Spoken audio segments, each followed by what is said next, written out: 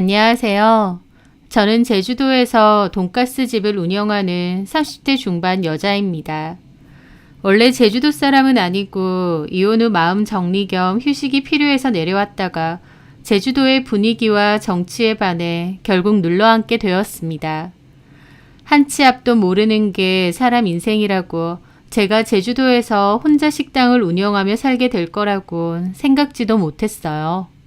나름 평범하고 무난한 인생을 살고 있다고 생각했는데 그런 제 삶이 한번 제대로 뒤집어진 일이 있었습니다. 그 일을 기점으로 저도 많은 게 달라진 것 같기도 하고요. 10년 전쯤 저는 대학교 졸업을 앞두고 한 식당에서 아르바이트를 하게 되었습니다. 졸업 반학기를 남겨놓고 있었을 때라 취업 준비에 매진했어야 하지만 그때 저는 미래에 대해서 갈팡질팡하고 있었습니다.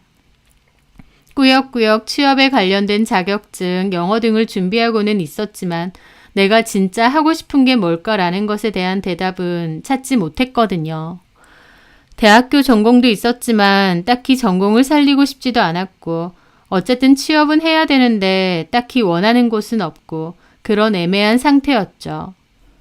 부모님에게 받는 용돈이 많지 않았기에 학교 다니는 내내 알바를 틈틈이 해왔었는데요. 그맘때 제가 사는 집 근처에 있는 식당에서 마침 알바를 구하더라고요. 집도 가깝고 근무 시간도 짧은 편이라서 잘됐다 생각하며 면접을 갔습니다. 사장님은 젊은 남자였는데 저보다 6살이 많다고 하더라고요. 주방에서 음식을 하는 이모님이 한 분 계셨고 본인은 서빙 및 배달을 한답니다.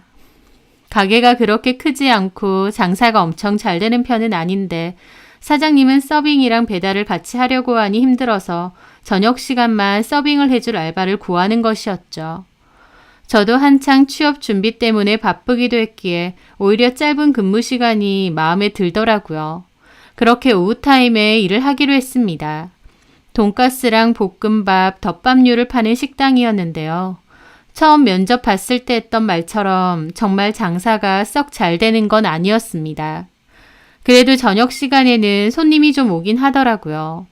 저도 먹어봤는데 맛이 막 없는 건 아니지만 그렇다고 굳이 일부러 와서 먹을 정도로 맛있는 정도는 아니었습니다.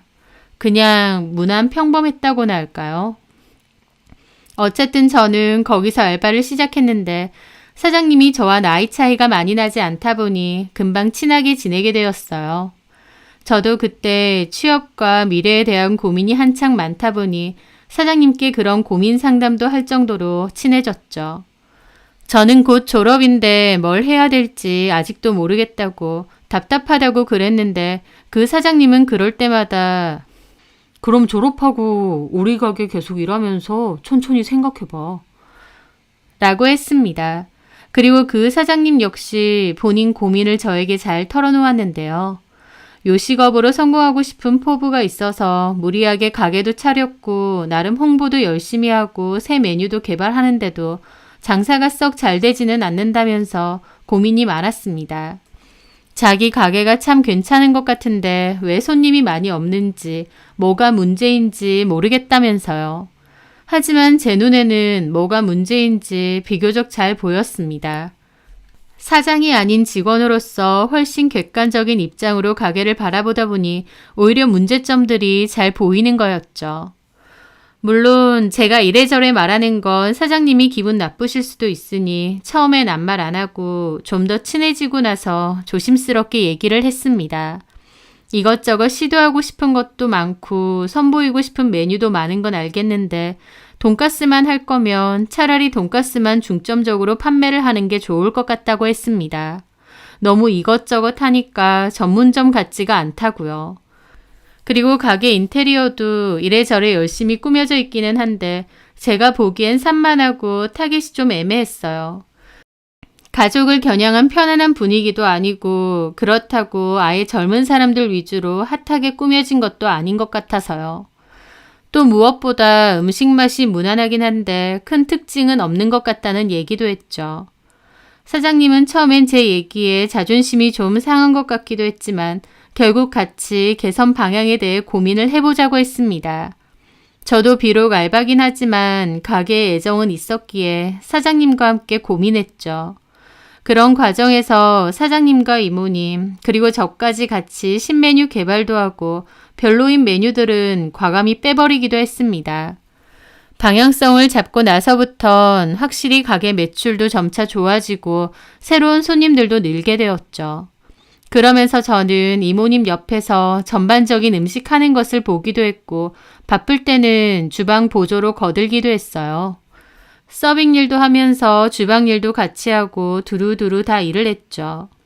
그러다 보니 어느새부터 저도 가게 운영에 있어서 제법 필요한 사람이 되어 있었습니다. 사장님도 저한테 취업하지 말고 정직원 시켜줄 테니 계속 여기서 일하라고 했고요. 저도 말은 됐다고 취업하면 나갈 거라고 장난쳤지만 사실 식당 일이 너무 재미있었어요. 또 사장님하고도 너무 편하고 친하니까 출근하는 것 자체도 즐거웠죠. 그러던 어느 날 주방 이모님이 갑자기 가게를 그만둔다고 하셨습니다. 집안 사정 때문에 이번 달까지만 하고 그만둬야 된다고 빨리 다른 사람을 구하라는 것이었죠. 그런데 사장님이 따로 주방장을 구하지 않고 저한테 주방 일을 좀 맡아서 해주면 안 되겠냐고 하는 겁니다. 제가 주방 보조로 돕기는 했어도 원래 음식을 하던 사람도 아니고 갑자기 주방 일을 어떻게 다 맡겠나요? 당연히 안 된다고 했죠. 하지만 사장님은 제가 음식에 소질이 있는 것 같다고 월급 많이 줄 테니 부탁한다고 했어요. 좀 당황스럽긴 했지만 사실 저도 음식 만드는 걸 좋아하긴 했습니다. 그 전에도 혼자 집에서 간단한 음식 정도는 잘 해먹기도 했고 기본적으로 요리하는 걸 좋아하긴 했거든요. 하지만 제가 집에서 해먹는 거랑 손님에게 돈 주고 파는 거랑은 다르잖아요. 저는 사장님께 조리사분이나 주방 이모님을 다시 고용하라고 했는데도 사장님은 제가 해줬으면 하시더군요. 이모님도 제가 한다고 하면 다 가르쳐주고 그만두겠다고 하셨고요. 결국 고민 끝에 제가 하기로 했습니다. 저희 부모님은 제 선택에 반대가 좀 있으셨어요. 취업 준비는 안 하고 왜 식당에서 일하겠다고 하느냐고요. 하지만 저는 취업 준비도 하면서 같이 병행하겠다고 회사 취업 전까지만 일하겠다고 했습니다. 어쨌든 저는 이모님께 제대로 배우고 제가 주방을 맡아서 음식을 하게 되었어요. 처음엔 이모님처럼 빨리도 못하고 능숙하게도 안 됐지만 시간이 지나니 금방 익숙해지고 또 더 맛있게 하고 싶은 욕심도 생기더라고요. 장사 열심히 하고 장사 끝나고 나면 사장님하고 신메뉴 고민도 하고 홍보에 대한 고민도 많이 나눴습니다. 이제 와서 보면 저는 그냥 돈 받는 직원일 뿐인데도 참 열심히 머리 싸매고 고민했다 싶어요. 제 가게도 아니었는데 말이죠. 그런 노력 덕분이었는지 가게는 점차 잘 되어갔고 좀 더 큰 곳으로 확장 이전까지 했습니다. 서빙 직원도 더 늘었죠. 부모님은 이제 진짜 그만두고 다시 취업 준비하라고 하셨어요. 더 늦으면 나이 때문에 회사 같은 데는 취업 못한다고. 남들 다 취업 준비하느라 바쁜데 너는 왜 식당 알바만 하고 있느냐고요. 저도 식당에서 일하는 게 재밌긴 하지만 부모님의 반대가 심해서 결국 사장님께 말씀드렸죠. 사장님, 저 이제 진짜 그만둬야 될 것 같아요. 직원 더 구하셔야 될 것 같은데. 그런데 사장님은 저보고 네가 그만두면 우리 가게는 어쩌냐고 하시더라고요. 근데 부모님이 이제 그만두고 취업 준비 본격적으로 하라고 더 늦으면 회사 못 들어간다고 하셔서요. 여기 이미 취업된 거잖아. 너 우리 식당 주방장이야. 내가 월급 더 올려줄게. 솔직히 너 어지간한 중소기업 사무직으로 들어간다 해도 절대 이 월급 못 받는다. 차라리 그럴 바에야 우리 식당에서 주방장으로 일하는 게 훨씬 더 낫지. 혹시 힘들어서 그런 거면 보조 직원도 뽑아줄게. 사장님의 설득에 저도 고민하게 되었습니다. 부모님은 제가 더 늦기 전에 그냥 평범한 직장 구해서 회사 생활했으면 하고 바라셨어요. 20대 중반인데 식당 주방에서 왼종일 일하는 건 좀 아닌 것 같다고요. 하지만 생각할수록 사장님 말이 맞는 것 같았습니다. 제가 회사 취업해봤자 대기업은 좀 힘들 것 같고 중소기업 정도로 들어갈 수밖에 없는데 거기서 일반 사무직 일 해봤자 월급으로 얼마를 받겠나요? 차라리 여기서 월급이라도 많이 받고 하고 싶은 일 하는 게 더 현명한 게 아닌가 싶었죠. 그렇게 고민 끝에 부모님께 말씀드렸습니다. 처음엔 알바로 시작했지만 하다 보니 너무 재밌고 내 적성에도 잘 맞는다. 우리 식당에선 내가 중요한 역할이다. 그리고 나도 음식하는 게 재밌고 더 잘하고 싶고 욕심도 많이 생긴다. 이쪽 길로 계속 가고 싶으니 믿어달라. 라고요. 부모님도 제 뜻이 확고하다고 하니 알겠다고 하셨고 저도 사장님께 계속 일을 하겠다고 했습니다. 제가 안 그만둔다고 말을 전하니 사장님은 엄청 기뻐하더니 저를 확 끌어안는 겁니다. 저도 너무 놀랐고 사장님도 놀라서 물러났죠. 미안해. 실수. 네가 계속 일한다고 하니까 너무 기뻐서 그만. 아, 괜찮아요. 순간적인 행동이었지만 뭔가 어색하더라고요. 그렇게 저는 식당에서 계속 일을 했고 사장님과는 편하게 잘 지냈습니다. 그렇게 반년 정도가 흘렀을 무렵 사장님은 갑자기 고백을 하시더라고요. 자기랑 저랑 너무 잘 맞는 것 같다며 나중에 결혼해도 너무 잘 살 것 같지 않냐면서요. 저랑 있으면 너무 편하고 좋다면서 고백을 했는데 저도 솔직히 사장님이 싫지는 않았습니다. 성격도 서글서글 착하고 또 사장님이 느끼는 것처럼 저희가 서로 잘 맞는다고 생각했거든요. 그렇게 저희는 사귀게 되었습니다. 하지만 따로 데이트할 것도 없었어요. 늘 같이 붙어서 일을 하니까요. 끼케야 가끔 장사 끝나고 맥주 한잔 하거나 심야 영화 보러 가는 게 다였죠. 하지만 그래도 좋았습니다. 장사가 점점 잘 되는 가게와 미래까지 약속한 착하고 성실한 남자친구까지 행복하다고 생각했죠. 그렇게 저희는 3년 넘게 연애를 하다가 결혼도 하게 되었습니다. 결혼하고 나서 같이 살면서 여전히 장사를 했었죠. 그맘때 제가 만들어서 낸 신메뉴가 있었는데 그 신메뉴가 엄청 인기가 많았습니다. 따로 홍보를 하지 않아도 인터넷에서 맛있다는 입소문이 자자했고 그거 먹으러 오는 신규 손님도 많았죠. 그전까진 무난하게 잘 되던 식당이었다면 그 메뉴를 기점으로 폭발적으로 매출이 늘었던 겁니다. 직원도 더 뽑았고 가게도 같은 건물이지만 훨씬 넓은 공간으로 확장 이전하게 되었어요. 몸으로 하는 일이다 보니 고되고 힘들긴 했지만 그만큼 뿌듯하기도 하고 보람되기도 했습니다. 그러면서 저는 슬슬 아이도 갖고 싶어졌어요. 매출 잘 나오는 가게도 있고 자가인 집도 있고 남편과 저를 닮은 귀여운 아이 한 명만 더 있으면 얼마나 행복할까 싶었죠. 하지만 남편의 생각은 달랐습니다. 2호점을 열고 싶어 했고 그거 준비하느라 바쁘니 아이는 천천히 가지자는 거예요. 오빠 나이도 있고 우리 결혼한 지도 2년 넘었는데 슬슬 아이 가져야지. 내 나이가 뭐 30대 후반이면 한창이지. 그러니까 지금 준비해서 가지자는 거잖아. 임신이라는 게 내가 원한다고 바로 되는 것도 아니고. 요즘 난임 부부들도 많다는데 우리도 천천히 준비해야 되는 거 아닐까? 글쎄, 나는 요새 너무 바쁘고 아이는 천천히 가져도 되지 않나? 아니, 솔직히 말해서 애가 꼭 있어야 되나 싶기도 한데. 그 말에 저는 화들짝 놀랐습니다. 그게 무슨 말이야? 애 없이 살자는 거야? 전엔 그렇게 말 안 했잖아.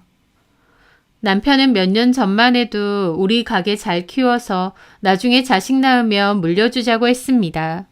그런데 몇 년 사이에 애가 꼭 있어야 되느냐 말이 바뀐 겁니다.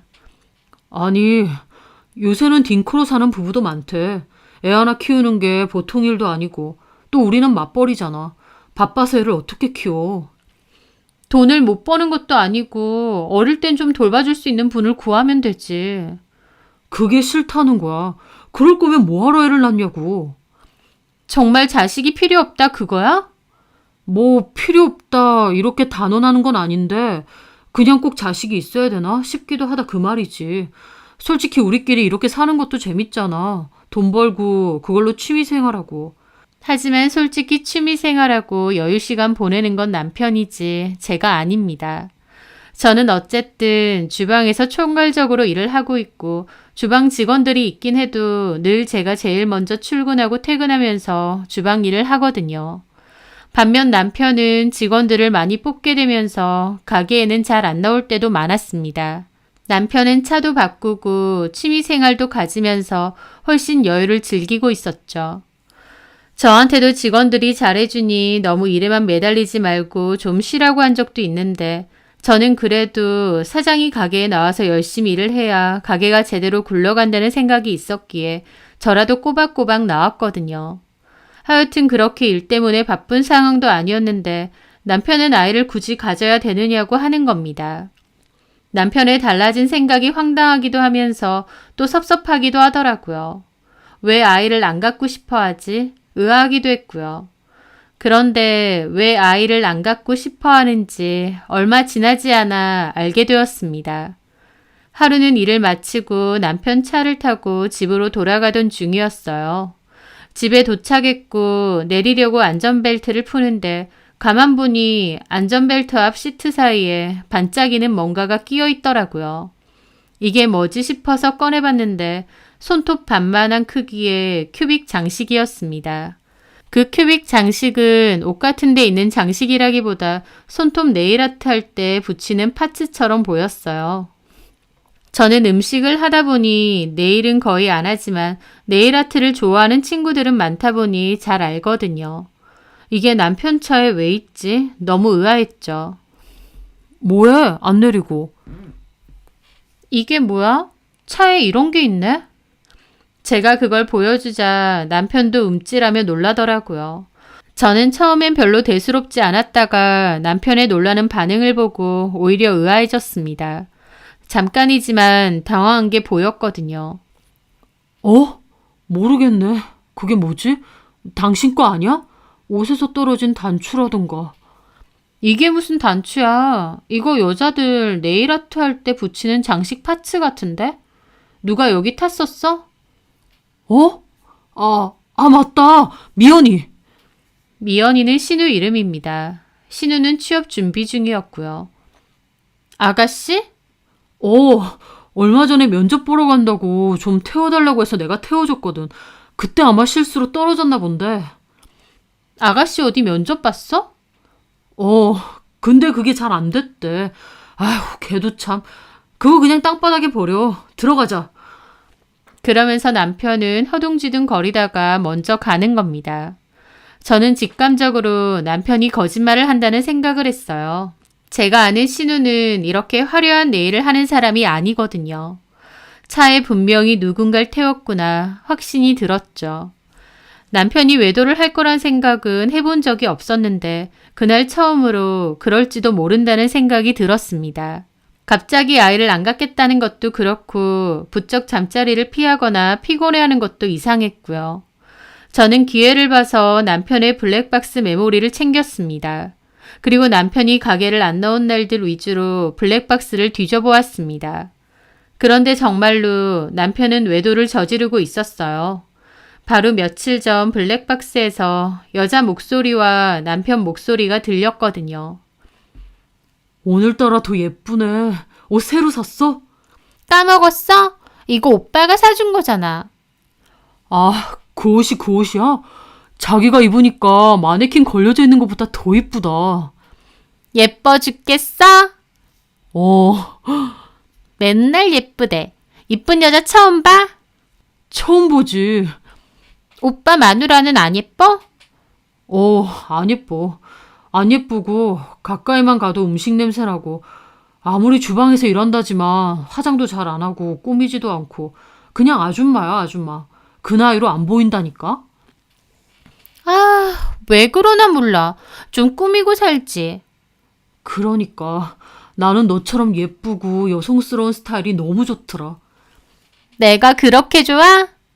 그럼 그러면 빨리 이혼하고 와. 나 마음 바뀌기 전에. 알았어. 기회만 엿보고 있어. 나도 우리 와이프랑 더 살기 싫어. 내가 최대한 빨리 정리하고 자기한테 갈게. 알았어.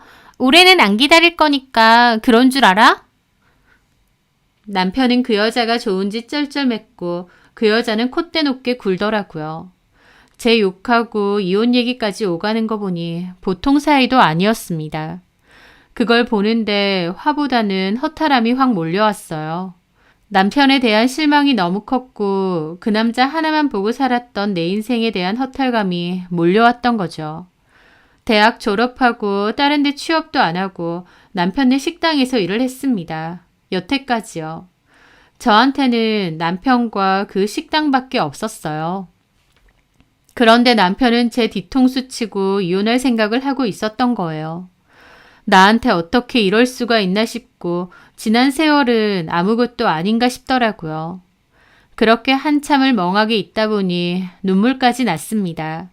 같이 가게 잘 꾸려나가고 돈도 열심히 벌고 예쁜 아이 낳아 키우면서 추억도 많이 쌓고 그렇게 서로 나이 들어가는 모습을 그렸는데 남편은 이미 저버리고 다른 여자한테 갈아탈 생각을 하고 있었구나 깨달으니 배신감에 눈물만 났습니다.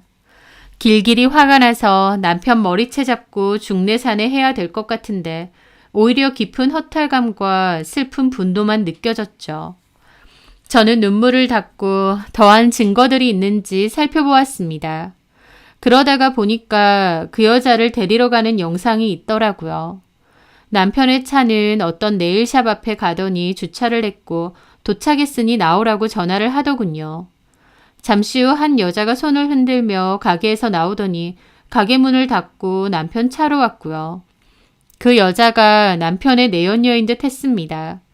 영상에서도 찍혔지만 나이도 어리고 얼굴도 작고 예뻐 보였어요. 몸에 쫙 붙는 원피스를 입고 있는데 몸매도 좋은 듯 했고요. 남편이 그렇게 예쁘다 하더니 저 여자가 저렇게 예뻐서 바람이 난 건가 싶어서 더욱 비참해지더라고요. 저는 그 네일샵 상호명을 인터넷에 검색했습니다. 저희 가게에서는 20분 정도 거리에 있는 동네에 위치하고 있더라고요. 가게에는 잘 안 나오고 어딜 돌아다니나 했는데 이 여자 만나러 다녔구나 싶었죠. 그 일이 있고 난 다음 날 남편은 아침부터 콧노래를 부르며 단장을 하더라고요. 저는 그 모습을 가만히 쳐다봤습니다. 어딜 가길래 그렇게 콧노래야? 어딜 가긴 뭐 출근하는 거지. 출근했다가 또 나갈 거잖아. 친구 좀 만나서 밥 먹고 스크린 골프 가서 연습 좀 하다 오려고 그러지. 그 만난다는 친구가 김성은이야? 제 말에 남편 눈이 휘둥그레져서 저를 쳐다보더라고요. 김성은 그 여자의 이름입니다. 그 네일샵 상호 검색을 하니 대표자 이름이 떴는데 그 이름이 김성은이었어요. 가게 규모를 보니 혼자 하는 것 같았기에 그 상간녀 이름이 김성은이구나 알게 되었죠. 제 입에서 상간녀 이름이 나오니 남편은 얼굴이 하얗게 질려 쳐다보더라고요. 어? 김성은, 네일샵 운영하고 내가 모를 줄 알았어? 저는 화내지도 않고 그냥 덤덤히 말했습니다. 그 말에 남편은 당황한 듯 한참 누나를 굴리더니 묻더라고요. 어떻게 알았어? 언제부터? 안지 얼마 안 됐어. 그 여자가 그렇게 좋아? 나랑 이혼하고 그 여자로 갈아타고 싶어? 뭔 소리 하는 거야? 그럼 아니야? 그 여자 좋아 죽드만. 제 말에 남편은 아무 말도 못하더라고요. 잘못했다고 빌지도 않았고 한 번만 봐달라고 하지도 않았습니다. 그 모습에 저는 또 무너지더라고요. 저랑 헤어지고 싶다는 게 그 여자 꼬시려고 하는 말이 아니라 진심이었구나 싶고요. 입이 있으면 말을 해봐. 무슨 생각이 있을 거 아니야. 네가 어떻게 알았는지 모르겠는데 그래 뭐 알았다고 하니까 더 속일 것도 없네. 나 그 여자 많이 좋아해. 아니 사랑해. 남편 입에서 다른 여자를 사랑한다는 말을 듣는데 불덩이라도 삼킨 듯 속이 아프더라고요. 사랑한다고? 그 여자? 이런 감정 처음이야. 그럼 나는 사랑도 안 했나 보네. 사랑인 줄 알았는데 아니었던 것 같아. 너는 그냥 같이 있으면 편하고 서로 잘 맞고. 일 시켜먹기 딱 좋았던 거지. 그렇게 말하는 건 좀 그렇고.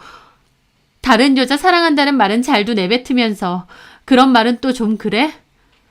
사랑하는 게 죄는 아니잖아. 나도 내가 이럴 줄 몰랐어. 너에 대한 마음이 사랑인 줄 알았는데 이 여자 만나보니까 알겠더라. 자꾸 보고 싶고 그립고 옆에 없으면 죽을 것 같고 이게 진짜 사랑이구나 싶더라고. 저는 참담한 기분으로 물었습니다. 그래서 어쩌고 싶은데? 나랑은 이혼하고 그 여자랑 살고 싶어?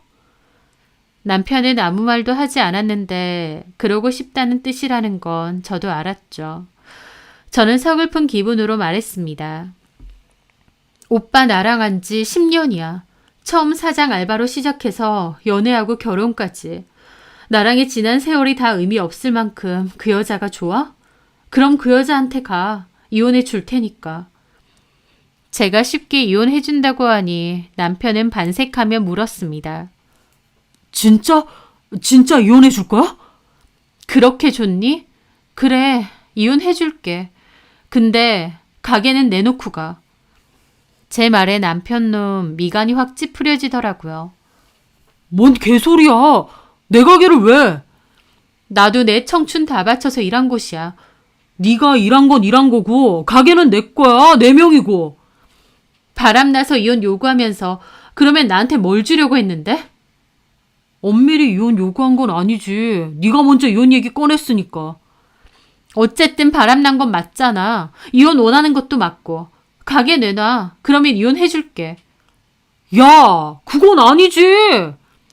진짜 뻔뻔하다. 내가 바람났니? 너 그 여자랑 살고 싶다며. 그럼 정당하게 내놓을 건 내놔야지. 우리 가게를 너 혼자 힘으로 그렇게 키운 거야?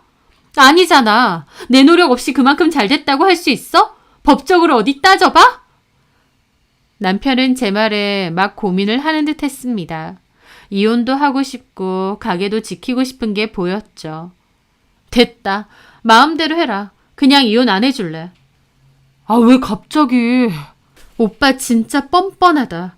바람핀 거 걸렸는데 내가 이렇게 별소리 없이 조용히 이혼해준다고 하면 고마워해야지. 어디 한번 색 난리치고 동네방네 소문이라도 내줘? 그건 아닌데 나한테도 생각할 시간을 좀만 줘. 생각이고 자시고 너랑 그 여자한테 상간 소송 걸 거야. 그런 줄 알아. 남편은 한참 가만히 있다가 자리를 떴습니다. 그렇게 남편이 나가고 저는 침대에 엎드려 펑펑 울었어요. 행여나 잘못했다고 그 여자랑 끝내겠다고 무릎 꿇고 빌었으면 한 번쯤 봐줬을지도 모릅니다. 그런데 남편은 제가 이혼 얘기를 꺼내자마자 오히려 좋다구나 이혼해달라고 나오는 거예요. 그걸 본 순간 저도 이 결혼 생활은 이미 깨졌구나. 이제 남편과 내 사이는 끝이 났구나 라는 것을 확실히 알게 되었습니다. 그래서 그냥 이혼해 주겠다고 가게 내놓으라 하니까 남편 놈은 그 와중에 짱구를 굴리는 거였죠. 아무리 부부 사이라는 게 돌아서면 남이 된다고 하지만 그 배신감과 상처는 참 크더라고요. 그렇게 얼마 뒤 남편은 협의를 하자고 했습니다. 가게는 주기 힘들고 대신 살고 있던 아파트를 주겠다고 했어요. 그 아파트는 시세로 치면 4억 중후반 정도 하는 곳이었어요. 애초에 남편이 청약으로 된 곳이었고 계약금, 중도금 다 남편이 번 돈으로 대출을 갚았죠. 잔금할 때 저도 2천만 원 정도 냈고 나머지는 다 남편이 돈을 냈습니다. 처음부터 끝까지 본인 돈으로 장만한 집인 만큼 인테리어도 엄청 신경 썼고 집에 대한 애정도 많았어요. 주변 인프라도 좋아서 집값 방어도 잘 되고 인기도 많은 곳이었죠. 남편은 가게는 절대 안 되니 이 집을 저에게 주겠다는 겁니다. 대신 위자료 소송 같은 거 걸지 말고 협의 이혼으로 깔끔하게 이혼해 달라고요. 저는 처음에는 집 필요 없다고 가게 내놓으라고 했는데 남편도 가게는 절대 못 준다고 그러면 법적으로 다퉈보자고 하더라고요. 저도 따로 알아봤는데 제 기여도가 있긴 해도 가게 자체를 통으로 제가 챙길 순 없겠더라고요. 어쨌든 남편이 사장이니까요. 그리고 재산 분할로 쳐도 그 아파트 금액만큼의 지분은 절대 못 받더라고요. 차라리 남편의 제안대로 그 아파트를 받고 이혼해 주는 게 계산적으로 치면 제일 나았습니다. 그래서 저는 결국 아파트 달라고 이혼해 주겠다고 했죠. 울고불고 난리치고 생쇼 벌인 다음에 이혼할 수도 있었겠지만 남편 놈에 대한 모든 정이 다 떨어져서 그럴 에너지조차도 없었던 겁니다. 그냥 저 인간이랑 끝내고 나도 내 것 챙기겠다는 생각뿐이었거든요. 그렇게 저희는 협의로 빠르게 이혼을 했고 아파트는 제가 갖게 되었습니다. 그리고 당연한 소리지만 저는 더 이상 남편의 식당으로 출근하지 않았어요. 남편은 집을 저에게 넘기는 거다 보니 아깝기도 했겠지만 어쨌든 매출 잘 나오는 가게가 있고 그토록 예뻐 죽겠다는 내연녀랑 새살림 차릴 생각에 들떠 보이기도 했습니다. 그렇게 이혼 확정이 된 후 저는 한동안은 집에서 푹 쉬었어요. 그동안 가게 일하느라 못 쉬기도 했고 또 이혼 때문에 정신적으로 너무 힘들었거든요. 집에서 푹 쉬면서 운동도 다니고 취미생활도 해보면서 앞으로는 어떻게 살아야 될까 고민을 했습니다. 그렇게 몇 개월이 지났을 무렵이었어요. 저는 주변 친구로부터 전 남편이 결혼한다는 말을 전해 들었어요. 저와 이혼한 지 얼마나 됐다고 그 상간녀랑 결혼식을 올린다더군요. 바람 펴서 재혼하는 건데 뭐가 떳떳하다고 결혼식까지 한다니 참 가지가지로 뻔뻔한 인간이다 싶었죠. 그런데 참 이상하게도 그 얘기를 듣고 나서 그 여자를 직접 만나보고 싶었습니다. 그 내연녀를요. 왜 그런 마음이 들었는진 저도 잘 모르겠어요. 그냥 그 여자 면상을 제 눈으로 한번 보고 싶었던 것 같습니다. 전 남편이 그토록 좋아 죽겠다던 그 여자를요. 저와의 10년 의리도 버리면서 갈아타고 싶었던 그 여자. 도대체 어떤 여자일까 궁금했거든요. 이혼은 했지만 미운 감정도 여전했고요. 그렇게 저는 다소 충동적으로 그 여자 가게에 전화를 했습니다. 네, 네일샵입니다. 그 여자 목소리를 듣는데 그때 블랙박스에서 들었던 그 목소리가 확 떠오르더라고요. 기분이 참 묘했습니다. 여보세요? 아, 예약 좀 하려고 하는데요. 아, 네. 네일 아트 하실 건가요? 네. 저는 그렇게 얼떨결에 예약을 하게 되었습니다. 전화를 끊고 나서 내가 뭘 한 건가 싶어서 황당하더라고요. 나 이혼시킨 내연녀 가게 예약을 하다니 말이죠. 충동적으로 예약은 했지만 그냥 안 갈 생각도 있었는데 막상 당일이 되니 그냥 가보자 싶었습니다. 가서 그 여자 얼굴 직접 보자. 그리고 만약 깽판이 치고 싶어지면 깽판도 치자 싶었죠. 막상 가서 그 여자를 보면 내 마음과 기분이 어떨지 모르겠는데 그냥 내가 하고 싶은 대로 하자 싶었거든요. 그렇게 저는 예약 시간에 맞춰 그 여자 가게에 가게 되었습니다. 제가 들어서자 화장이 몹시 진하고 성형티가 많이 나는 여자가 저를 맞이하더군요. 예약하신 분? 네. 여기 앉으세요. 뭐 커피나 차 한 잔 드릴까요? 차는 녹차 있는데. 녹차 한 잔 주세요. 저는 그 여자를 가만히 지켜봤습니다. 저 여자는 내가 누군지 전혀 모르겠지 싶더라고요. 그 여자는 티백을 담은 녹차를 들고 와 제 옆에 놔두었습니다. 저희 가게는 처음이시죠? 네. 손톱 좀 볼게요. 제 손을 보더니 막 놀라는 겁니다. 어머, 얼굴은 어려 보이시는데 손은 되게 물을 많이 만지시나 봐요. 손이 많이 상해 있네요. 그런가요? 손톱도 좀 관리 별로 안 하시죠? 네, 그런 것 같네요. 이런 손톱은 주기적으로 관리하는 게 좋거든요. 하면서 조잘거리는데 문득 내가 여기서 뭐하고 있나 싶기도 했습니다. 내 언니 앞에서 손톱 얘기나 하고 있다니 좀 이상했거든요. 너 주영철 알지? 너 때문에 나는 이혼까지 했다고 소리 지르고 가게를 뒤엎어야 되는 게 아닌가 싶기도 한데 또 한편으론 이미 이혼까지 한 마당에 뭐하러 그러나 싶었어요. 그냥 이 여자구나. 이 여자가 내 남편하고 바람 피웠구나. 조용조용 나랑은 다르게 엄청 활발한 여자구나. 그 생각만 했던 것 같습니다. 그 여자가 따로 받은 네일아트 디자인이 있느냐는 말을 할 때였어요. 그 순간 갑자기 누군가 가게 안으로 쳐들어왔습니다. 어이, 김성우 씨! 그 소리에 깜짝 놀라 쳐다봤고 그 내연녀도 화들짝 놀라더라고요. 손님이 계셨네. 그 여자는 급하게 그 남자들 쪽으로 가더니 허둥지둥거리며 막았습니다. 저기 지금 손님 계시니까 나중에 따로 얘기하죠. 뭔 나중이야. 김성은 씨가 자꾸 연락도 안 받고 잠수 타고 가게 문 닫고 그러니까 우리는 영 얼굴 보기가 힘드네. 제가 언제 전화를 안 받았어요. 장난쳐? 어디 보여줘? 얼마나 전화를 안 받았는지? 저기 일단은요. 손님 계시니까 하면서 제 눈치를 보며 그 사람들 막아서는 겁니다. 갑작스러운 상황에 당황스럽기도 하고 저 남자들은 도대체 뭘까 싶기도 했죠. 말하는 것도 그렇고 옷차림이나 인상들도 딱 깡패 같았거든요. 아, 손님 있으면 손님 상대해야지. 그래야 열심히 돈 벌어서 우리 돈도 갚지. 안 그래요? 가서 일하셔. 우리는 여기 앉아 있을란께. 손님 받고 나서 우리랑 얘기 좀 하지. 그러면서 가게 안에 있는 3인용 소파에 털썩 앉는 겁니다. 두 남자의 덩치가 얼마나 큰지 소파가 꽉 끼어 보일 지경이었죠. 그 여자는 쩔쩔매며 이러지도 저러지도 못하더니 소리를 질렀죠. 저기 영업장에서 이러지 마시고 제가 바로 전화 드릴 테니까요. 좀 나가시라고요. 그 말에 갑자기 한 남자의 눈이 확 돌더니 소파 옆에 있는 화병을 손으로 치는 겁니다. 화병은 바닥에서 와장창 박살이 났죠. 그 여자도 소리를 질렀고 저도 놀라서 자리에서 일어났습니다. 어이, 김성은이. 우리가 좋게 해주니까 만만한 개잡놈들로 보여? 뭐 하시는 거예요? 우리가 굳이 언성을 높여야겠어? 그러게 왜 돈을 빌려가서 똑바로 안 갚고 지랄이야 지랄이긴.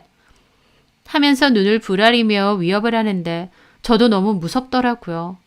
얼추 대화 내용을 들어보니 저 내연녀가 저 남자들한테 돈을 빌린 것 같았고 저 남자들은 사채업자들 같았습니다. 갚는다고요? 누가 안 갚는데? 네가 안 갚고 있잖아요. 우리가 기회를 여러 번 줬는데 자꾸 이러면 우리도 좋게 안 되지. 곧 돈 나올 때 있어요. 이번 달 말에 일시불로 다 갚을게요. 원금이자 다 갚는다고요. 그 돈이 어디서 나오는데?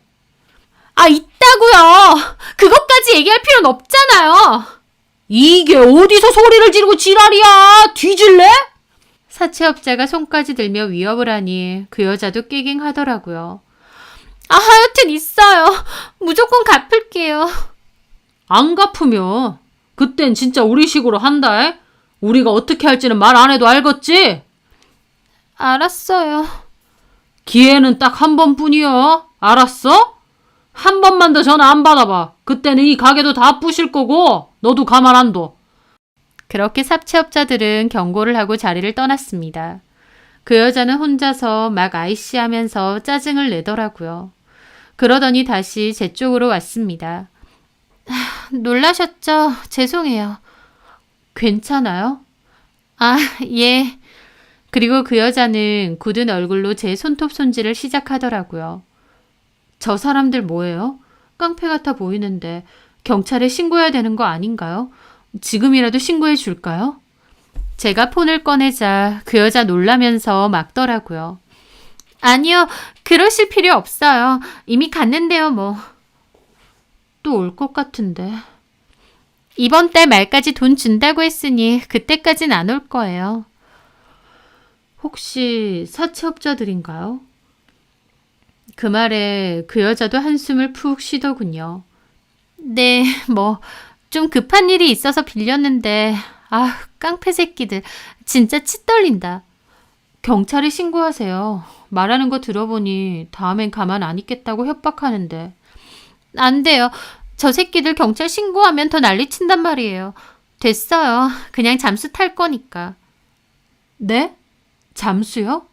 실은 저희 샵 이번 달 말 전에 정리할까 싶어요. 처음 오신 손님인데 이런 말씀 드리긴 그렇지만 혹시 다음에도 예약 전에 하실까봐 미리 말씀드려요. 그 여자는 저 사채업자들을 피해 가게를 접겠다고 하더라고요. 가게를 접는다고요? 네. 저 사람들 그래도 다 찾아내지 않나요? 잠수 타고 연락처도 다 끊을 거예요. 가게도 문 닫을 거고. 지들이라고 별 수 있겠어요?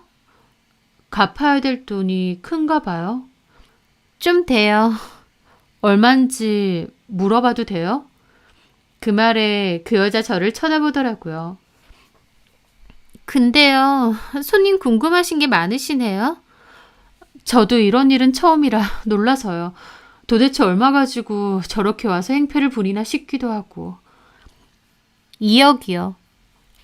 그 말에 저도 놀랐습니다. 2억이요? 네, 처음부터 2억을 빌린 건 아닌데 이자 때문에 눈덩이처럼 불다가 결국 2억 정도 됐어요.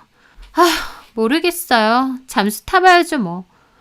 저는 그 말을 듣는데 너무 어처구니가 없었습니다. 그리고 얘 진짜 대책이 없구나 싶었어요. 일반 은행도 아니고 저런 사채업자들이 있는 사금융에 빌린 돈이 2억이라니요. 도대체 뭘 어쩌려고 이러나 싶을 정도였죠. 하지만 모르는 남이었으면 신변이 걱정이라도 됐을 텐데 이 여자는 제 남편의 상간녀잖아요. 그렇다 보니 오히려 이 답도 없는 여자가 너무 웃기더라고요. 전 남편 놈은 이런 걸 다 알까 싶기도 하고요. 실은 저 결혼하거든요. 몇 주 안 남았어요. 하면서 묻지도 않은 말을 대뜸 하더라고요. 아, 그래요? 근데 제 남자친구가 돈이 좀 있거든요. 그래서 잠수 타고도 걸리면 남자친구한테 좀 갚아달라고 해야죠 뭐. 제가 죽게 생겼는데 모른 척 하겠어요? 라는 겁니다. 그 남자친구는 당연히 제 전 남편이었죠. 남자친구도 이 사실을 다 알아요? 모르죠, 당연히. 근데 어차피 결혼할 거니까 일단 잠수 타보고 만약 걸리면 그때 남친 찬스를 쓰겠다 그거죠. 아, 그렇구나.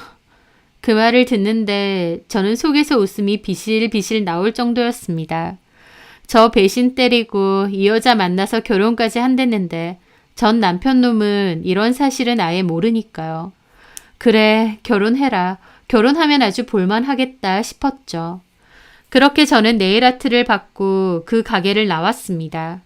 상황만 봐선 머리털을 다 뽑아놓고 싶은 전 남편의 상간녀지만 저는 그 여자에게 손끝 하나 대지도 않았고 제 정체를 밝히지도 않았습니다.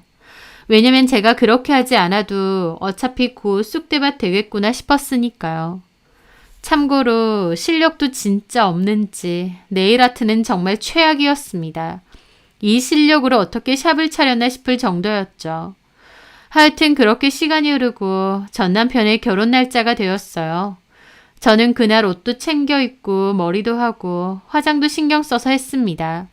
그리고 택시를 타고 전 남편의 결혼식이 치러지는 결혼식장으로 향했죠. 당연히 초대도 안 받았지만 그래도 갔습니다. 도착해보니 홀에 전 남편과 전 시부모도 같이 있더라고요. 그런데 제가 등장하니 엄청 당황한 얼굴이었고 전 남편이 황급히 저에게 달려오더니 저를 끌고 구석으로 갔습니다. 야, 네가 여기 왜 있어? 결혼한다길래 축하해주러 왔지. 미쳤어? 당장 나가. 왜 이래? 내가 뭘 어쨌다고. 우리 이혼했어. 까먹었어? 나 너한테 아파트까지 넘겼고 모든 이혼 절차 다 끝나고 하는 결혼이야. 네가 여기 와서 깽판 칠 권리 없다고. 하면서 난리 부르스를 치는데 그냥 웃기더라고요. 내가 깽판을 왜 쳐? 그냥 축하해주러 왔다니까? 그게 말이 되냐? 왜 안 돼? 나 배신 때리고 하는 결혼 얼마나 성대하게 하는지 구경 좀 온 건데. 나 아무것도 안 할 거야. 그러니까 오버 좀 그만해. 제 말에 전 남편 저를 이상하게 보더라고요. 너 진짜 여기 온 이유가 뭐야? 다시 말해줘? 축하해주러 왔다고. 저 여자랑 잘 살아. 둘이 잘 어울려. 네가 성훈이를 알아? 왜 몰라? 블랙박스로도 보고 실물도 봤는데. 뭐? 대화도 많이 나눴어. 대화해볼수록 너랑 참 잘 어울릴 여자더라. 어쩌면 애당초 나보다는 저 여자가 너한테는 더 잘 어울리는 게 맞는지 모르겠어. 제 말에 전 남편 표정 일그러져서 보더라고요. 너 하여튼 어디 깽판만 쳐봐. 여기 식장 직원들한테 말해서 바로 쫓아낼 거야. 그리고 경찰 부르고 고소도 할 거야. 오버 좀 그만 떨어. 내가 뭘 어쨌다고 이래? 얼른 가봐. 너 찾네. 제 말에 전 남편은 끝까지 노려보면서 일단 가더라고요. 저는 진심으로 깽판 칠 생각이 하나도 없었습니다. 제가 뭐하러 그러나요? 그저 축하해주러 온 거죠. 의리도 없이 배신하는 전 남편 놈과 사채 빚쓰고 도망다니는 상간녀의 결혼을요. 그렇게 저는 신부 대의실에도 갔습니다. 낯선 제가 입구 근처에 서 있으니 그 여자도 의아해하더라고요. 저는 그 여자 앞으로 다가갔습니다. 그러더니 그제야 저를 알아보겠는지 놀라더라고요. 어? 그때 우리 가게 온 손님 아니에요? 맞아요. 어머, 여긴 어떻게... 결혼 축하해요, 김성은 씨. 나 주영철 전처예요. 제 말에 그 여자 눈이 동그래지는 겁니다. 자기 가게에 손님으로 왔던 제가 주영철 전처라고 하니 기함한 듯 했죠. 뭐라고요? 드레스 이쁘네요. 결혼 진심으로 축하해요. 미쳤어요? 당장 나가요. 여기가 어디라고 와요? 그 말에 저는 웃음이 나더라고요. 뭐야, 어디다 대고 나가래. 내가 뭘 어쨌다고? 저기요, 오빠랑 이혼했잖아요. 오빠가 집까지 줬다던데 그럼 그만이지 결혼식까지 왜 오는데요? 그리고 그 전에 내 가게는 왜 왔고? 진짜 무섭다. 미절이야? 주영철이나 너나 왜 이렇게 오바야? 내가 뭘 어쨌는데. 축하해주러 왔다잖아. 죄 짓고 산 게 많아서 무서운 것도 많나 봐. 근데 걱정 마. 나 아무것도 안 할 거야. 제 말에 그 여자도 이상하게 저를 보더라고요. 아, 근데 나는 아무것도 안 할 건데 이 사람들은 모르겠다. 그쪽 결혼 축하해줄 사람이 좀 더 있더라고. 그 사람들한테도 결혼식 장소 알려줬어. 그 사람들이라뇨? 지금 뭔 소리예요? 제가 웃으며 자리를 비키자 신부 대기실 입구에는 그 사채업자들이 서 있었습니다. 사채업자들 피해서 가게 문까지 걸어 잠근 상간녀는 놀라서 입이 어디까지 벌어지더라고요. 그 사채업자들은 성큼성큼 그 여자 앞으로 다가갔죠. 결혼을 하네. 우리한테는 연락 끊고 잠수 타고. 어이 김성은이, 내가 뭐라고 했어? 기회는 딱 한 번뿐이라고 했지? 근데 잠수 타고 가게 문 닫고 짐 옮기고 도망가고 그러면서 몰래 결혼을 해? 이거 아주 대담한 년이네. 그렇게 도망가면 우리가 못 잡을 줄 알았냐? 우리 돈 떼어먹고 잘 살 줄 알았어? 그 여자 말도 못하고 어버버 하더라고요. 결혼을 혼자 하는 건 아닐 테고 김성은 신랑 한번 만나봐야겠네. 저기요, 경찰 불러주세요. 하고 직원한테 소리를 지르는 겁니다. 그 말에 사채업자들 눈이 빽 돌아서는 신부 대기실에 서 있던 꽃장식들을 발로 차고 뒤집어 엎었어요. 깽판을 치니 신부 대기실에 있던 직원들과 하객들 비명 지르며 밖으로 달려나갔고 결혼식 홀은 순식간에 아수라장이 되었죠. 김성은도 도망가려는 거 사채업자 한 명이 화가 나서 면사포를 휘어잡고 끌고 나갔습니다. 사람들 소리 지르고 난리도 났죠. 깡패들이 신부를 낚아채서 나오니까요. 저는 뒤에서 팔짱 끼고 그 꼬라지 구경하며 따라갔습니다. 그렇게 소란 속에서 전 남편도 놀라서 달려오더라고요. 당신들 뭐야? 네가 김성은이 남편이야? 자기야, 이 사람들 뭐야? 사채업자는 품속에서 종이를 꺼내 전 남편에게 줬습니다. 김성은이 우리한테 돈을 꽤 많이 빌렸어. 근데 약속도 안 지키고 잠수를 탔네? 이제 결혼하니 남편분이 대신 갚아줘야 쓰겄는디? 전 남편과 전 시부모가 그 차용증을 보더니 입이 뜨악하더라고요. 2억? 성은아, 이게 뭐야? 그 말에 김성은은 아무 말도 못하고 쩔쩔매더라고요. 김성은이 그러대. 돈 나올 때 있다고. 그게 아마 그쪽 얘기하는가 본데 결혼식을 하려고 해도 와이프가 빌려간 돈은 갚고 해야 쓰겠지? 그러면서 김성은을 전 남편 쪽으로 확 밀어주더라고요. 김성은은 머리도 엉망되고 면사포도 엉망이 되었죠. 사람들 다 웅성거리며 구경하고 있고요. 야, 김성은, 이게 진짜야? 너 이 사람들한테 돈 빌렸어? 그것도 2억이나? 2억을 빌린 게 아니라 이자 때문에 늘어나다가 아, 어쨌든 네가 빌린 게 맞냐고. 김성은의 말에 전 남편 휘청이더라고요. 이혼까지 하면서 결혼하려 했던 내연녀가 사채빚 2억이라니. 그것도 이 결혼식장까지 사채업자들이 돈 받으러 왔다니. 전 남편도 기절초풍할 노릇이겠죠. 저는 뒤에서 흥미진진하게 그 꼬라지를 보고 있었고요. 언제까지 줄 수 있어? 아니면 김성은은 우리가 알아서 처리하고. 이 기집애가 돈도 안 갖고 연락 두절되고 가게까지 문 닫았네. 우리도 더 이상은 못 기다려주지. 많이 참았는데 남편분이 확답을 줘야 우리도 돌아가겠는디? 그 말에 김성은은 전 남편을 붙잡았습니다. 오빠, 나 돈 좀 갚아줘. 이 사람들 때문에 나 미칠 것 같아. 그 말에 전 남편도 죽일 듯이 김성은 노려보더라고요. 오빠, 나 사랑하잖아. 돈 좀 갚아줘. 응? 오빠 가게 잘 되잖아. 아, 그 가게? 우리도 들어서 알고 있어. 어딘지. 돈 똑바로 안 갚으면 이제 그 가게로 갈 거요. 그 가게 이름은 제가 알려주었습니다. 그 말에 전 남편 갑자기 눈이 돌아서는 상간녀를 바닥에 패대기 치는 겁니다. 상간녀는 드레스 입은 채로 바닥에 내동댕이 쳐졌고 상간녀 부모님이 달려와 뭐라고 했죠. 지금 뭐 하는 거야? 내 딸 쳤나? 그 말에 전 남편 엄마도 눈이 돌아서 삿대질하고 따졌습니다. 딸을 어떻게 키워야 사채나 쓰고 다니느냐고요. 그러면서 순식간에 양가 부모님까지 싸움이 일어났죠. 사채업자는 계속 남편한테 돈 언제 줄 거냐고 그러고 사람들은 수군거리고 아주 가관도 아니었습니다. 결국 전 남편은 결혼식 끝나고 얘기하자고 일단 돌아가 달라면서 본인 폰번호 알려줬고 그렇게 사채업자들도 일단은 돌아갔습니다. 엉망진창이 되어서 결혼식을 진행할 수도 없는 상황이 되었더라고요. 저는 그 난장판 꼬라지 구경 잘하고 유유히 나왔습니다.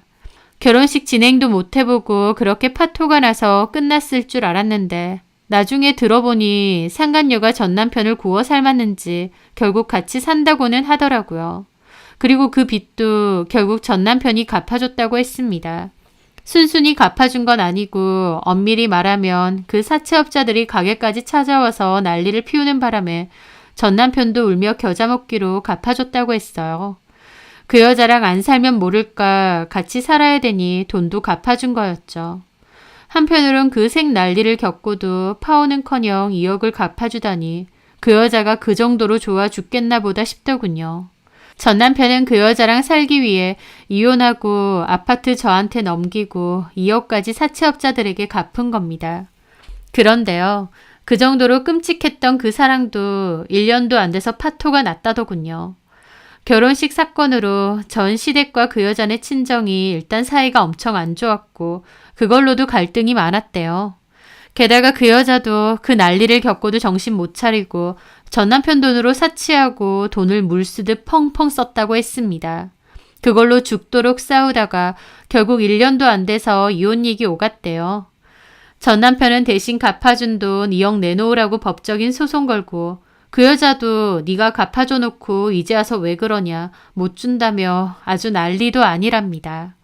게다가 전 남편 가게에 사채업자들 들락날락거리고 관리도 잘 안 되다 보니 손님들도 뚝뚝 떨어져 나가고 장사도 잘 안 됐다고 하더라고요. 그런데 엎친 데 덮친 격으로 그 후에 코로나까지 터지면서 한동안 영업을 할 수도 없어졌다고 하고요. 그 얘기를 전해 들었는데 가게 안 받고 그냥 집 받기로 한 게 천만다행이다 싶었습니다. 왜냐면 그맘때 저희 아파트는 오히려 상한가를 쳐서 좋은 값으로 팔았거든요. 저 혼자 살 건데 굳이 큰 아파트 필요 없고 또 그 돈으로 저도 제 가게를 하고 싶어서 겸사겸사 정리를 했던 거죠. 저는 마음의 정리를 위해 혼자서 제주도 한 달 살기를 했는데 여유롭고 아름다운 제주도의 풍경에 반해 그냥 정착하기로 마음도 먹었습니다. 그렇게 준비 끝에 제 가게도 차리게 되었고 소소하게 가게를 운영하면서 혼자서 잘 지내고 있어요. 믿고 의지했던 전 남편의 배신이 너무 가슴 아프고 힘들긴 했지만 어쨌든 전 남편은 개망신 당하고 이혼하고 돈 잃고 가게까지 망하고 배신의 대가는 톡톡히 치른 것 같습니다.